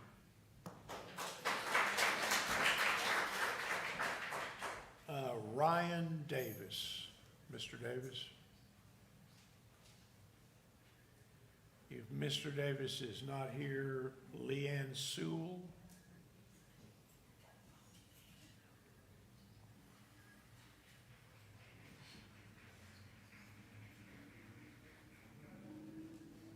Hello, my name is Leanne Sewell. I actually live at 16858 State Highway 110 North, Lindale. I'm here representing families that live near this data center that come to my nonprofit. I'm also here because I just attended Austin, Texas, the Texas Resource Board meeting. And I want to tell you, I am so excited that you guys have the chance to slow this down at this point. My brother is a county commissioner. My dad was a county commissioner. My grandfather was a county commissioner. My kids are sixth-generation landowners in West Texas, and I can tell you that what's gone on there has been criminal. Commissioners have found out things in grocery stores that they should have found out at this point. So thank you that you can consider this SUP. I'm encouraging you to watch the Texas Resource Board hearing. You will hear from yourself directly. We had to listen to 6.5 hours of the information that you need to know in front of you for a data center. So retail's one thing, a data center is a whole nother ballgame. And I just want to encourage you to protect our families from this being an issue. The moratorium is being suggested. It's been strongly encouraged. Clayton Harris did a great job at the Texas Resource Board. Everyone is doing good. It's just everything, please, needs to slow down. Thank you. That is the last name I have of persons who have signed up to speak. If there is someone else who has a desperate need on their heart to say something, yes, sir. This gentleman here. Please state your name and address for the record. Yeah, Commissioners, Chairman, Neil Vaso, 320 South Broadway, and really excited about downtown. I was excited so much on the development. I live now downtown, about a half mile away. So really not against data centers. Couple key points, and I'm not going to repeat what other people have said, hopefully not. Couple of items. I think this is probably more appropriate in a true industrial park, not near primary residence, and hopefully the city of Tyler is going to continue to grow and have more residents downtown, so it's going to affect more and more people. Of course, there's the noise, also the health issues that are out there. I work downtown, I live downtown, I sleep downtown, so not really interested in possible health concerns. Invested in properties downtown, and certainly feel that this is in our best interest on property values. I don't know if there's any information you guys have been able to pull up, but it cannot really improve the properties that we're invested in. A couple of things that they noted was the decibel study said that was at 35, but the code here is at 75, and we're talking about unlimited. So there's going to be zero restriction of them actually going from the 30, 35 that they're saying that they're going to do to 75 once this permit's given. So the unlimited seems unreasonable.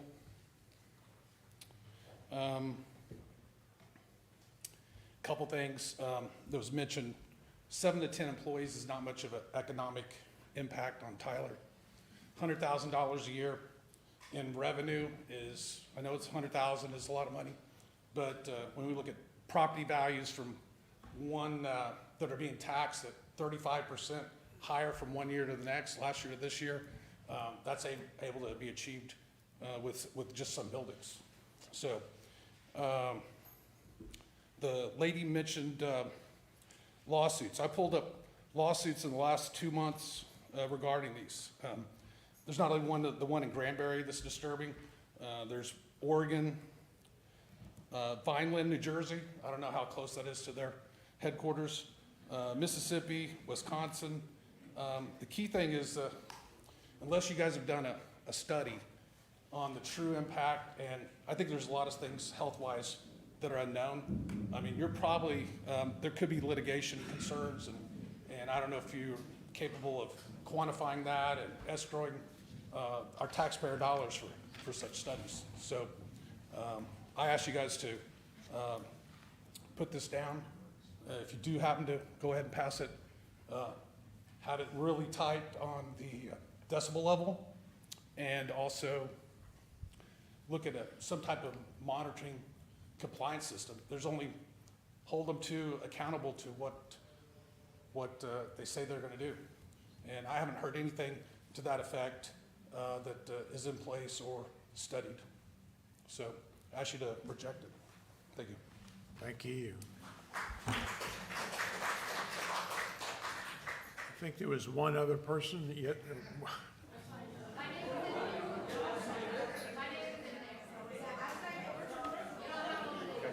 Okay. Are there persons here who would like to speak? Mr. Chairman.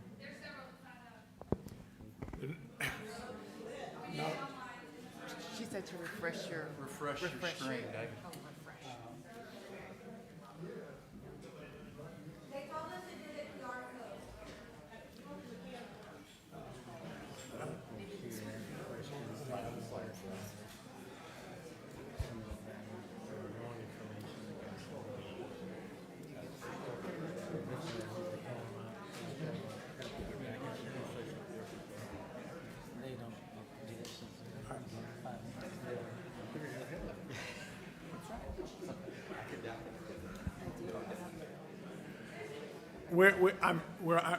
Evidently, there are names on the screen that I don't have, so we're refreshing the screen so that I can have access to those names.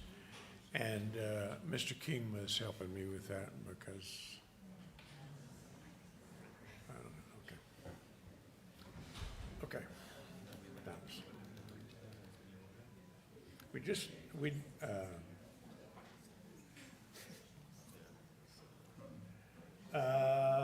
Mark Watley.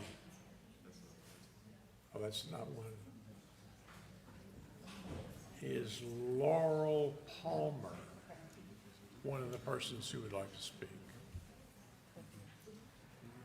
If not, is Ronnie Howard I think she's coming. someone who would like to speak on this item? Nancy Nichols like to speak on this item.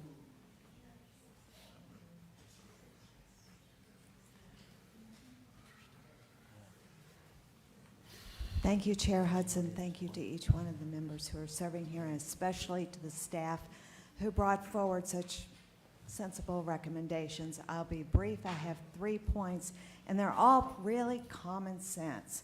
First of all, in the June 15th meeting, the owner said that the closed-loop system is just like a radiator. It Ms. doesn't Nichols? need any external Ms. water. Nichols, I hate to stop you. I'm but sorry, Nancy Could you please Nichols? give your name and address for the record? Thank you. Nancy Nichols, 11650, County Road 4215, Tyler, Texas 75706. And with me giving my address, I want to say water, air doesn't know boundaries. Going forward, on June 15th at that meeting, Mark, can't remember his last name, the owner said that this closed-loop system is like a radiator. It doesn't need any water, ever. It doesn't need any water added, blah, blah, blah. Now, we all know, because we've dealt with radiators. We've topped off radiators. We've flushed radiators. We also know what comes out of radiators. And what comes out of, when you flush this kind of system, what you get are the forever chemicals. Those are chemicals that we know causes cancer. So that's a whole nother aspect of having to think, you all have to think and project what's happening on down the line. The second thing has to do with the sound, and I know you heard a lot about this. What I'm going to ask, would you take a look at Tyler, Texas, and do a comparison, because those are Tyler, Texas data system, or the Bitmine thing, is very comparable to what's looking at coming in here. They have a 40-foot sound barrier going all the way around, 40 foot, and still the residents feel the vibration. Their windows vibrate. Third thing, we heard a lot from Mr. Mark about making it pretty. We heard a lot about that in the TLC. Well, frankly, my dear, about it being pretty, this sounds like lipstick on the pig.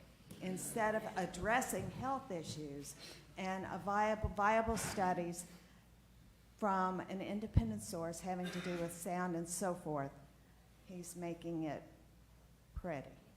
That's all I have to say. Thank you, and please consider rejecting it. Karen Johns, Karen Johns.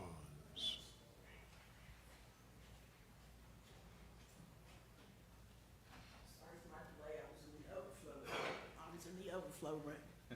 I am soaked to the bone, that's how determined when my car pulled up and it was drenching, and I made the decision, Karen, just stay in the car, and I said, no. I came in and got soaked. Tell us who you are and where you live. I'm sorry. Karen Johns at 417 South Bonner Avenue in the lovely city of Tyler, Texas. I purchased my dream home 11 years ago.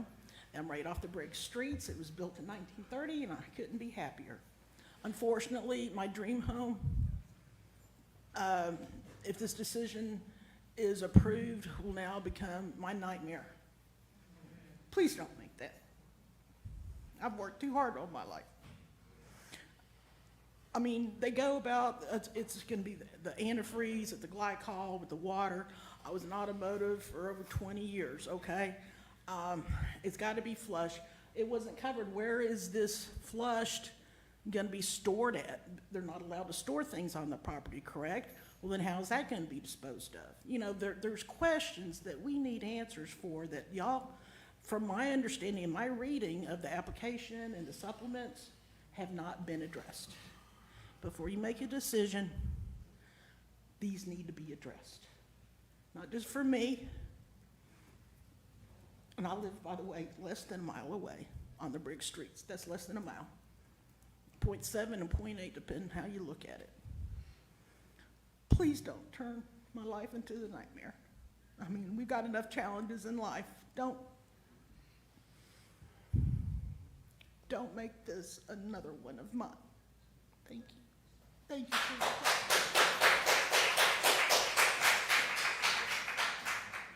time. Chris Moore.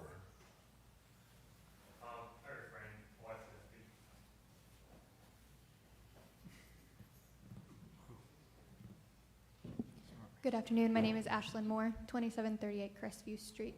I live near Rose Hill Cemetery, which is not far from this proposed property.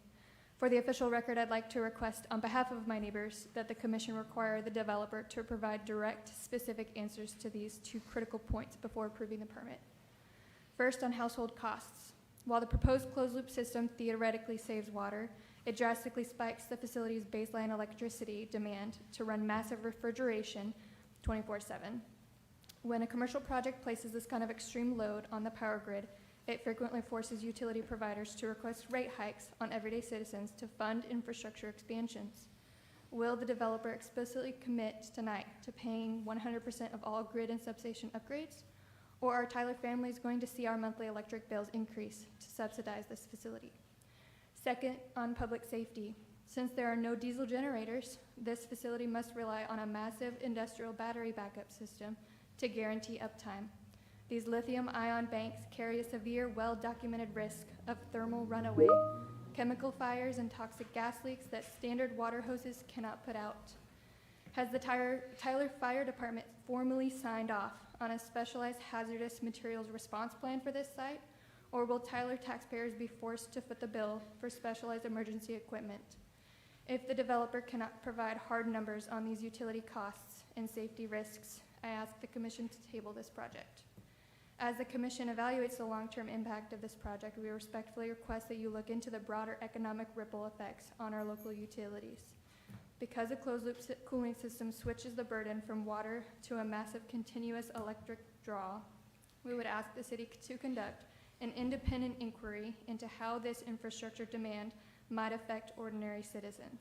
Specifically, we ask that you verify whether the grid and substation upgrades required for this facility could lead to utility rate increases for Tyler households, or if the developer will fully cover those integration costs. Ensuring our residents' monthly bills are protected seems like a vital piece of information to have before moving forward.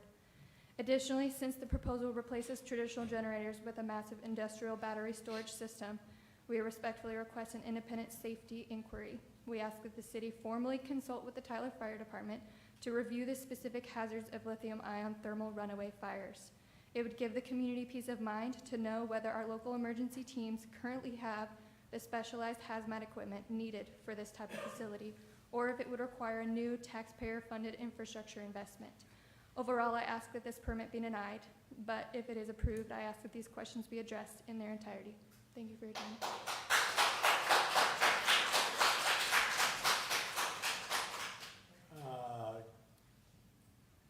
Aaron Burks are you here on this item? No. Rodrigo Gomez, here on this item? Yes, sir.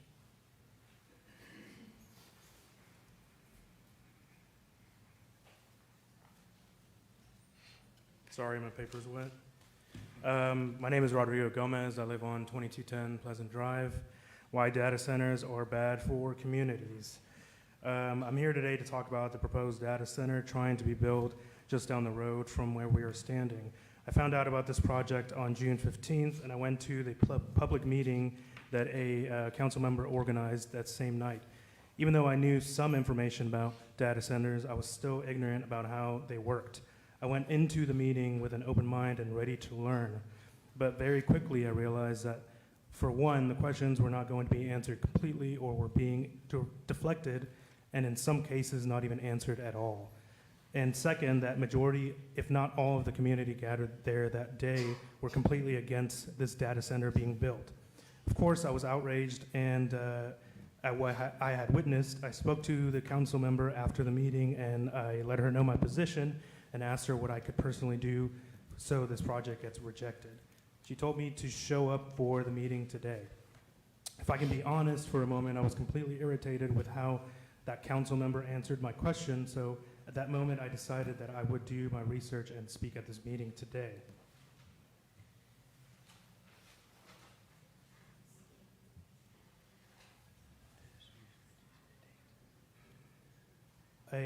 One statistic of data for the data center, 60% of data centers are found in 10 states, Virginia, Texas being the two states with the highest data centers, followed by California, Illinois, Georgia, Ohio, Arizona, New York, Oregon, and Florida.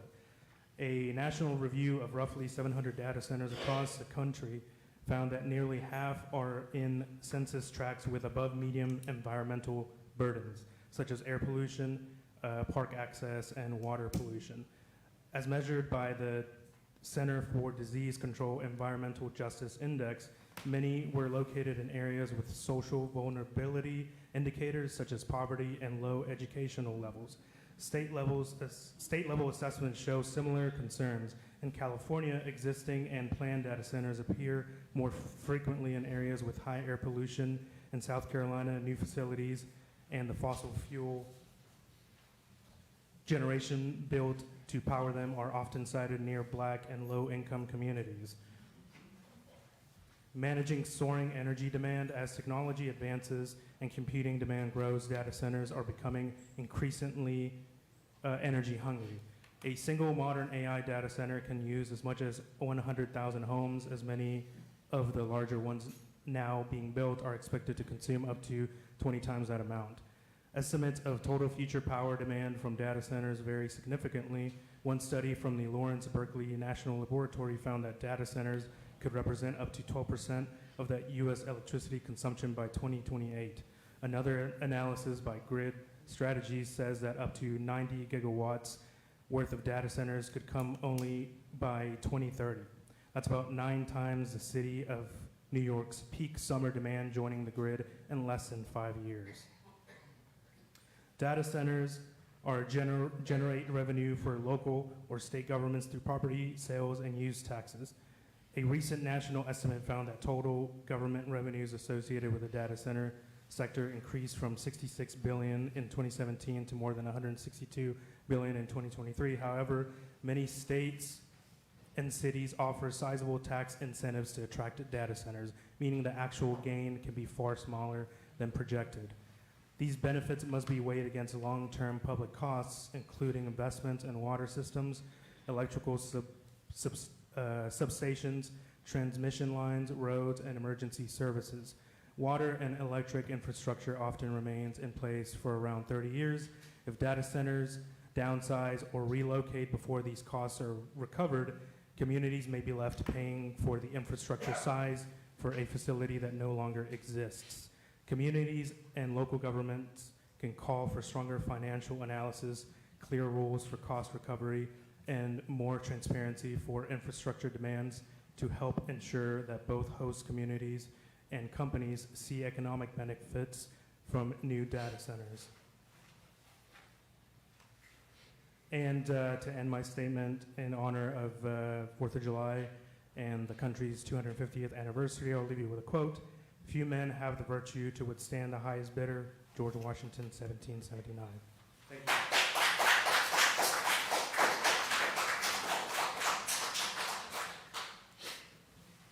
you. Those are all the names that I have listed for people who'd like to speak. Are there? Yes, sir. Yes, she helped me sign up. I did sign up late, but indeed I did. Hi, I'm J.D. Meyer. I live on Broadway, 2719. Like so many people, about 3/4 of a mile from Bergfeld. Anyway, what I did, and thanks to Dr. Nancy Nichols for inviting me, is I thought I'd bring in my editorial Sir. 2 years ago. Let's have urban farms in, let's have, oh, I thought I was loud Speak. enough. Let's have urban farms in North Tyler. Why? Because it's 40% vacant, as in no homes nor businesses, and anything over 15% is considered bad. Anyway, I found a cool article called Cultivating Community by Elizabeth Scordo and AAA Explorer back in 23. And then somebody from the Rose City Farmers Market agreed, calling that region a food desert. Okay, urban farms not only grow food, they educate people about farming and serve as social hubs. In this article, they analyzed... Sir, we've varied pretty far from the special use permit. Okay, I'll skim real quick then, since I've gotten weird. Okay, they looked at Austin, San Luis Obispo, California, Kansas City, and Baton Rouge. Let me see, what else can I say? Oh, and then I talked with Ray Cook, an Athens ISD middle school science teacher, about it.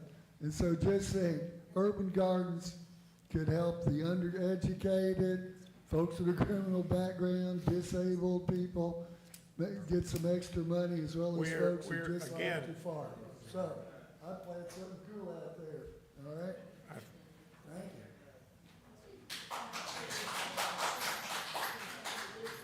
Are there those who have relevant comments? Yes, sir.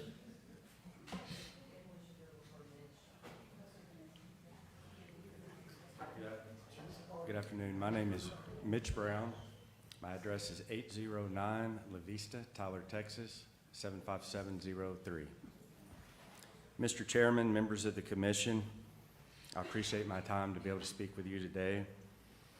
I live here. I run a construction company here. I'm the agent of record on this application. I've built and operated in Tyler most of my adult career, and I would not put my name on a project that doesn't stand up. This project is 4 containers of computers and 4 containers of coolers. A 250 square foot office inside a building that's already there, that's it. That's the entire project.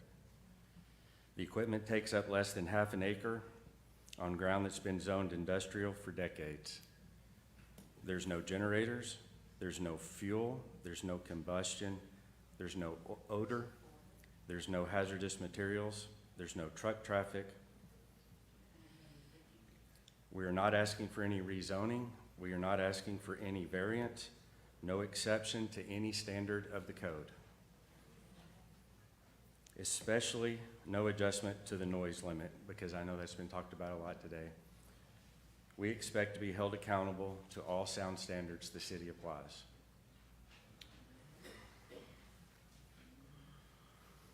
On compatibility with the surrounding property, it comes down to one thing: the effect on the neighbors. And we've controlled every effect the code names. The sound stays under the city limits, the lights point down and away from homes, The screening is a solid fence built to city specs. The cooling is sealed with no combustion and no odor. The use is locked. What we're telling you today is all this project will ever be. It's not going to expand. We wrote 15 conditions and filed them ourselves, and we're asking you to enforce all 15 of those conditions. A word on the Tyler Tomorrow plan. It's a good plan for Tyler, and it looks ahead to 2045. So here's the real question. How do you let a business operate here today without getting in the way of the future? The permit is the answer. We're asking for an 8-year special use permit. If this area grows toward the plan and our use no longer fits, the permit expires and the ground is available and open to the future. We're not asking you to choose between this business and the plan. We're giving you both. So with the recommendation of denial in front of you, here's my request. Tell us the specific impact this permit leaves open and the condition that would close it, and we will work with you today to get it into the file. Here is the ask. 8 quiet containers, a stamped acoustical report, 15 conditions we wrote and are asking you to enforce. Recommend approval, subject to every condition in the file, including the 8-year term, and hold this facility to every promise made today in writing for as long as it operates. Thank you. Thank Just have a question. Thank you for your time and presence. Are there questions for this gentleman? I have a question now for Kyle. Kyle, Mr. Brown mentioned 8 years on the SUP, but in the zoning item, it says for an indefinite period. So now we've got two different things I'm trying to grab right now. We have indefinite period, and Mr. Brown just said, as the agent of record on the property, it's 8 years.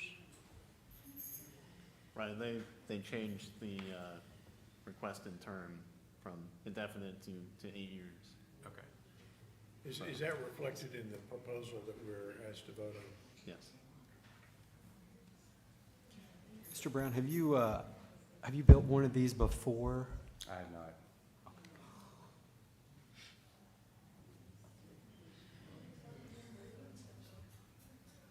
Any other questions for Mr. Brown? Mr. Brown, to be sure to address the questions when it comes to water usage and the initial filling up of this distilled water, how many gallons is going to be required to fill that up? Roughly 2,000 gallons, and that's, as a way to compare it, is about a quarter of a normal swimming pool in someone's backyard. So a normal swimming pool is about 12 to 15,000 gallons, and this is going to be. We're looking at 2,000 one time. No municipal water. And in the manner of which the questions have been asked about if there's a flushing necessary for such a system, how does that happen?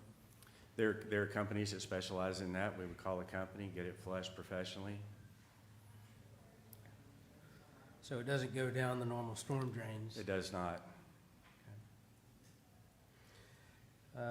On the usage of electricity, or excuse me, on the other water, there's no abnormal size of tap going into this that says it needs a 24-inch tap of anything like that? No, it's just a bathroom. It'd be a bathroom and a sink in the office.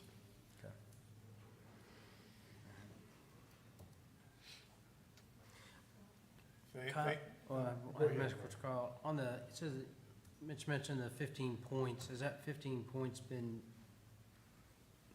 sent out to everyone? I have it, but is it something that we can bring up there to see what those 15 points were? I don't have it in the PowerPoint. I don't know if the applicant has that. I have it in my book, but I don't have it on a computer. As important as those may be to this application, we don't have them that we're voting on today. Is that correct? I can read them. I think I've got what you might want, but I'd have to read them.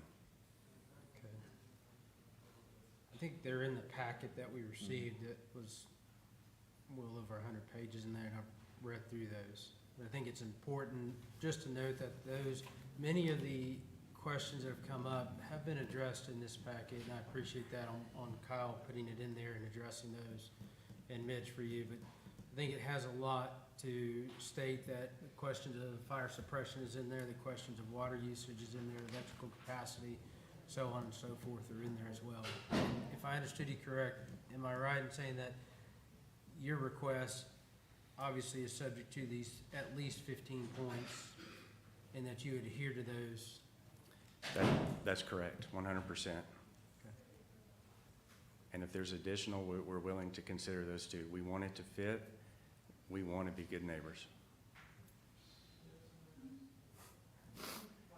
Again, Mr. Brown, thank you. Any other questions? Thank you. Dr. Coker?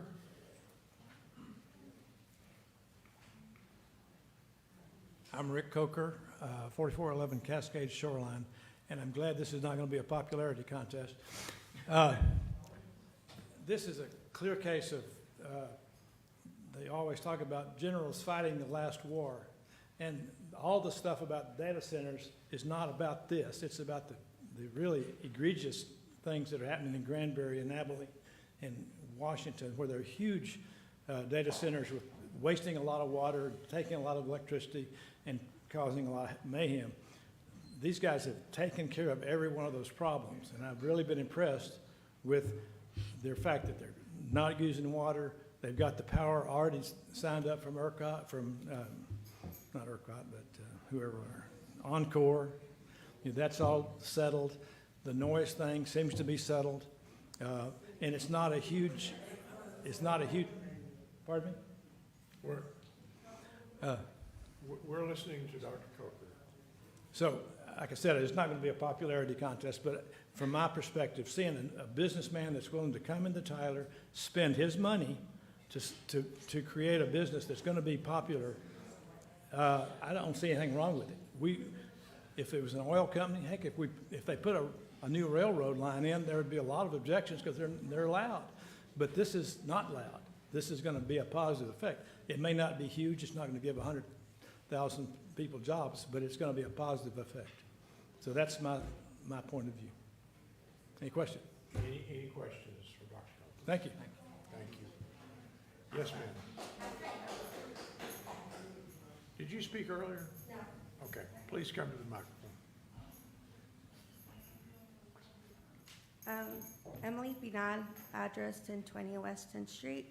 And just to go on record, I signed up. I've been here 15 minutes prior to the meeting. It's just what I do. And I filled that survey out 2 times. So glitches in technology, I just want to acknowledge that. Another thing that the gentleman before me just said is economic opportunity, 7 to 10 jobs, when the city, as we speak, is already getting robots to do the job that our community members could be doing right now and causing safety hazards. And I think I just want to honor and echo what my community has said. I also am a Tyler native, born and raised here in Tyler. I serve for the Keep Tyler Beautiful board. So to me, reviving, beautifying Tyler is deep in my heart. And a data center is not what I agree. Actually just want to cut chase to my entire point because I need to head out now. But I actually encourage drafting a moratorium, hosting these special permit projects and denying them. And that discussion begins today with all of you who are volunteers appointed by our city elected officials representing the best interests of our diverse community. And that community is not only the one standing together in this room, but our overwhelming disenfranchised working class who do not have the privilege to serve and attend these meetings during peak business hours. And with that, I just don't want to welcome any damaging data centers that would in fact cause a ripple effect and potentially become a hub for investors, developers, for all the wrong reasons. I'm asking to ban and deny all types of data centers in Tyler, Texas today and moving forward. If not, we're going to continue being here in these meetings. echoing the same message we all echoed today. Thank you.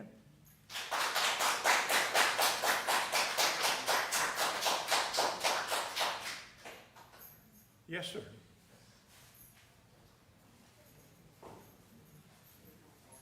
My name is Miles Abel. I'm a resident of Dallas, Texas.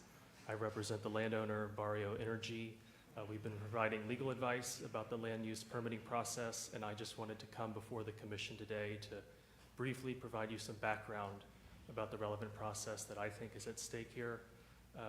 In my understanding, when this property was purchased in early 2024, the current zoning plan in place contemplated a data processing center, or data processing use. And in Texas, we have what's called permission by right to use property that is currently acceptable under a zoning plan. To the extent a city wants to revise that zoning plan to change the use characterization of the property, you know, unless there's just a very rare exception, the current use tends to be grandfathered in because it has vested rights as a permitted by right project.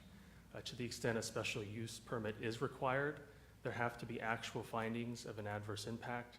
So I would just ask this commission that it make legitimate determinations on the factual record.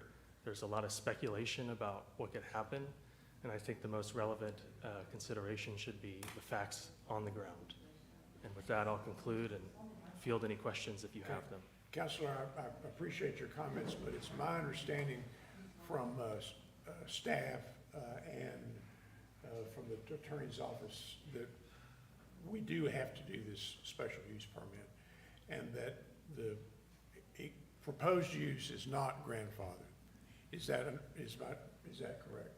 That's my understanding. I appreciate your comments coming all the way from Dallas to share with us. Yes, sir. Thank you. Mr. Chair, I have a question. Are you familiar with the moratorium passed by New York State legislature just last month regarding data center use? I am familiar with it, not every technical detail, but I'm familiar with many of the moratoria passed around the country, city, county, state level. My firm represents many different clients dealing with these issues. Okay. And you represent the applicant, is that right? That's correct. The landowner, and that was the landowner, the agent for the applicant who spoke to us initially today, is that right? That's correct. And they referenced a facility in Buffalo, New York, where they just passed that moratorium, is that right? I heard that today, that's right. Thank you. Any further questions? Thank you for your time. Any questions for this gentleman? Thank you. Thank you for your time and presence. Yes, there's one gentleman in the back.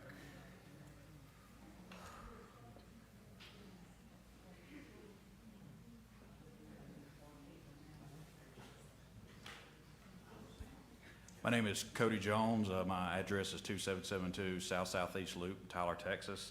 My name's Cody Jones. I'm the CEO of the Greater Tyler Association of Realtors, and I'm here on behalf of them. When we're done here, Jabrannon's got a couple of folders just to give y'all just supplemental material and also a copy of the statement that we're submitting on behalf of the association. To put it plain, the association is neither for nor against this proposal. There's just a couple of things that we want to bring to y'all's attention and consider it friendly advice.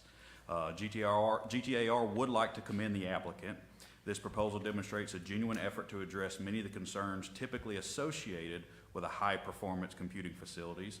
The site is appropriately located within an M1 light industrial district, and the proposal does include shielded lighting, requires compliance with the city's existing noise ordinance, and it does utilize a closed-loop cooling system that eliminates ongoing municipal water consumption. Those are all positive aspects of this development.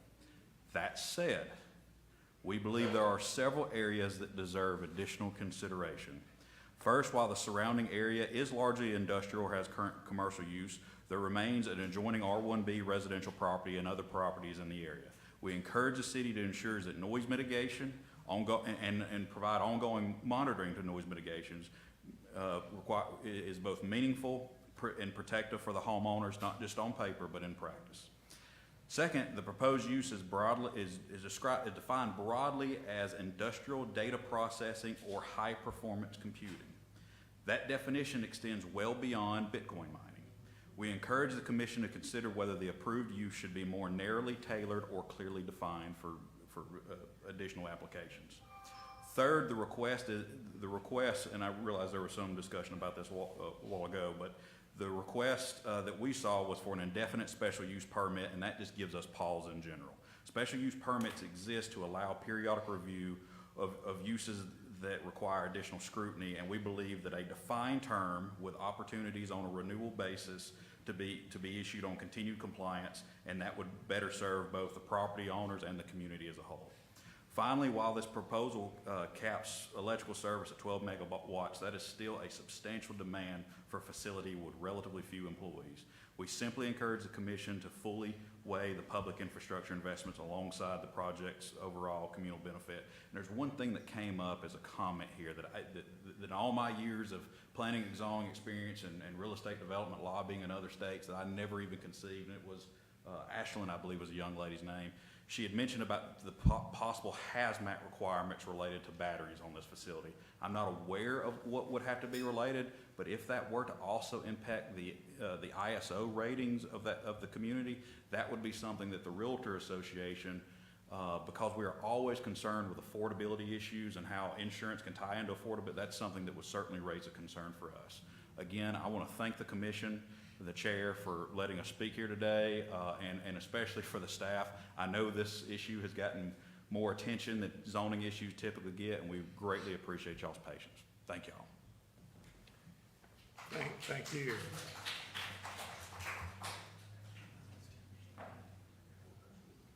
Are we at the end?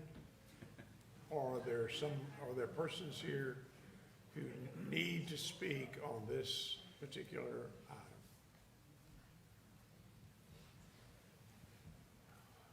If not, are there comments or questions from the commission, questions for the staff or others?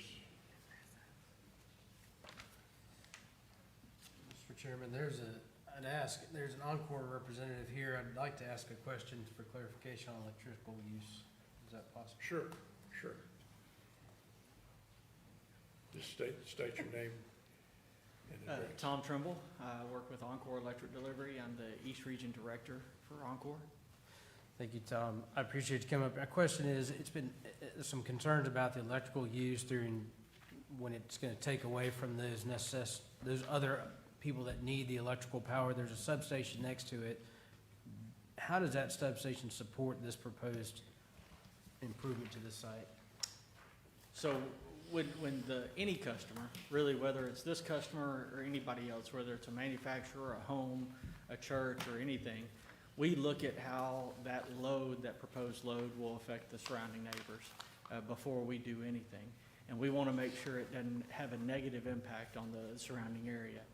So we ran a study on this particular project, and the substation has capacity to handle that particular load.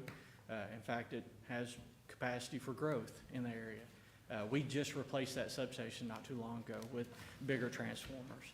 So the actual load in there is not a worry for us. So at peak times, do I understand it that this particular data mining, data manufacturing would actually shut down and that capacity goes back in? It should not impact the other customers at all. And there was a comment about brownouts in the seasonal brownouts in Texas. Do you have any of those? The only load shed event we've had that I can remember is during Winter Storm Uri. Seasonal could mean during the storm, where we have trees fall down, or like today, we had a lot of lightning, a lot of wind, and we had a lot of trees down. We've got a lot of outages, so if I seem a little distracted, we got guys out there working right now and working in dangerous conditions. So, but no, my guess is seasonal means storms. We don't have any other kind of load shed events at all. Okay, thank you. Tom, question comment that's been brought up by several different individuals, worried about this affecting their rate. So this particular customer paid for the facilities to go into their to their facility. Any customer that asks for service from Encore, whether that's a residential customer or a big manufacturing plant, we look at the load that's gonna come on, and they have what's called an allowable, and what we supply for them, and then anything on top of that, the customer pays. In this case, the customer paid the entire part of it. There was no allowable offered. I think that, I'm sorry, my question was, people were worried that this type of user, a heavy user, is gonna affect their residential rate. It's gonna cause their personal rates to go up. As demand goes up. My understanding, no.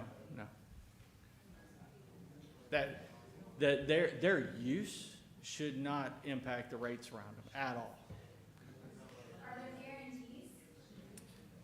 I'm sorry, I'm sorry, if you have a question, come to the microphone or ask this gentleman. We're not gonna engage. No. Hey, a quick question on the amount of pool. I know the governor stated that data centers will need to provide their own electricity going forward, but I'm expecting that that's a larger, more complex data center. Is that correct? This type of this data center has been talking to us for a long time, well before that. So this type of in particular project, no, we'll supply power to them. But I mean, those data centers are much larger, Oh, yeah, much more pools. You're talking over 75 megawatts. So for perspective, this is 12 versus a hyperscaler. Hyperscaler might be in the gigawatt range. So the ones, just for clarification, I guess, so I've seen some proposals where there's a 300-acre data center, and we're talking about 1.5 acres here. This is very small.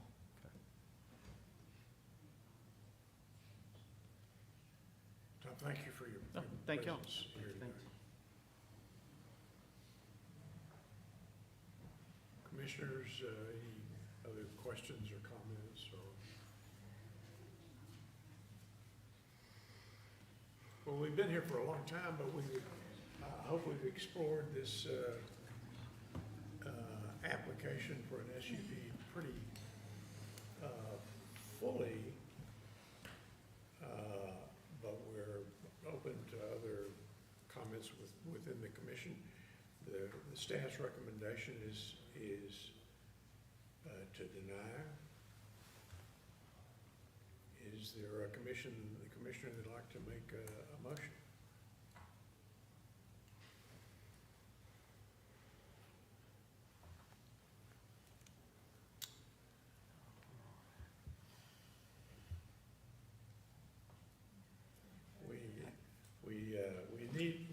It's my understanding from council that we need to take some action, and so. We want to have just some discussion initially. We're ready to discuss this among ourselves. I'm still concerned about the noise level in the surrounding neighborhood, and it hasn't met my feeling that we've addressed that completely, and I think that's why the planning department is recommending to not go with this, is because we still have those questions that the DBA in the area could be much higher than what they're hoping for. Do we have any information as to what maybe and just to comparatively speaking to what Flowers across the street or the substation is currently putting out? No, sir. Noise level? The noise level, to understand. Well, I think the sound study establishes that ambient. Now, who contributes to that ambient noise? I'm not sure if the study got into that detail, but that was done by the applicant. And I think just to piggyback off what you were saying, zoned M1 right now, and it's not before us to change that. We know what the future land use guide is, but we're not changing it from M1. And there are many things, to a point made earlier, that could go into that space specifically with it being zoned M1 that would not require a special use permit. However, this particular use requires us to vote on this special use permit over and above what's allowed for an M1. And I keep coming back to the guidelines for approval of a special use permit, saying that the effect is minimal with little to no adverse impact. And I think the question here is, can we grant this special use permit saying that it has, the effect is minimal with little to no adverse impact? I fall back on what the planning department has said. I mean, they obviously, with great education, have studied this whole thing and have come up with that recommendation, and unless they're changing that recommendation, it just, I don't know. You're stating your recommendation? Yes, sir. So Kyle, with the SUP there, with those conditions that have been set forth and asked in it, would that operate within the SUP guidelines, those 15 conditions? I think the question is to the satisfaction of the commission, whether it does or not. I think one thing I mentioned is, and it's been a few hours, but, you know, the proposed distance between the equipment for a data center, the cooling equipment, and a house at 200 feet, if you were to apply that, if that was to be an acceptable standard through this approval, there are other places within Tyler that if they were to request similar, it sets a precedent for that. And so it comes down to what is perhaps a good separation standard for residences and data centers that staff, I keep going back, but staff's evaluation of what the applicant has proposed is that's not sufficient.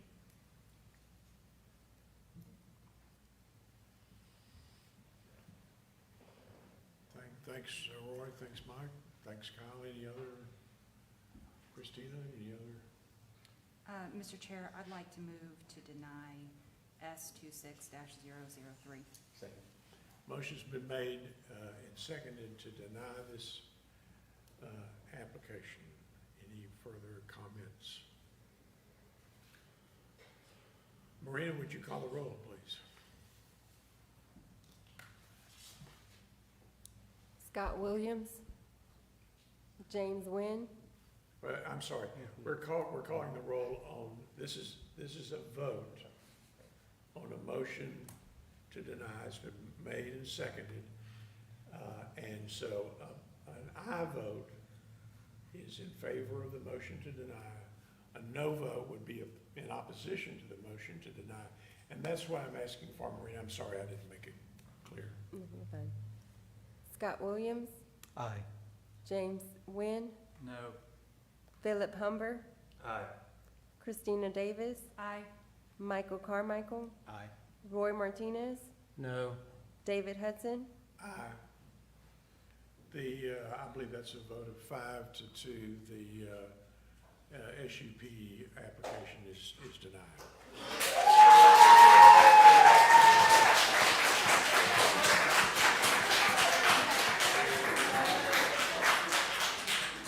If this, we have other business to take care of. If you're here for this item, if you want to clear the room.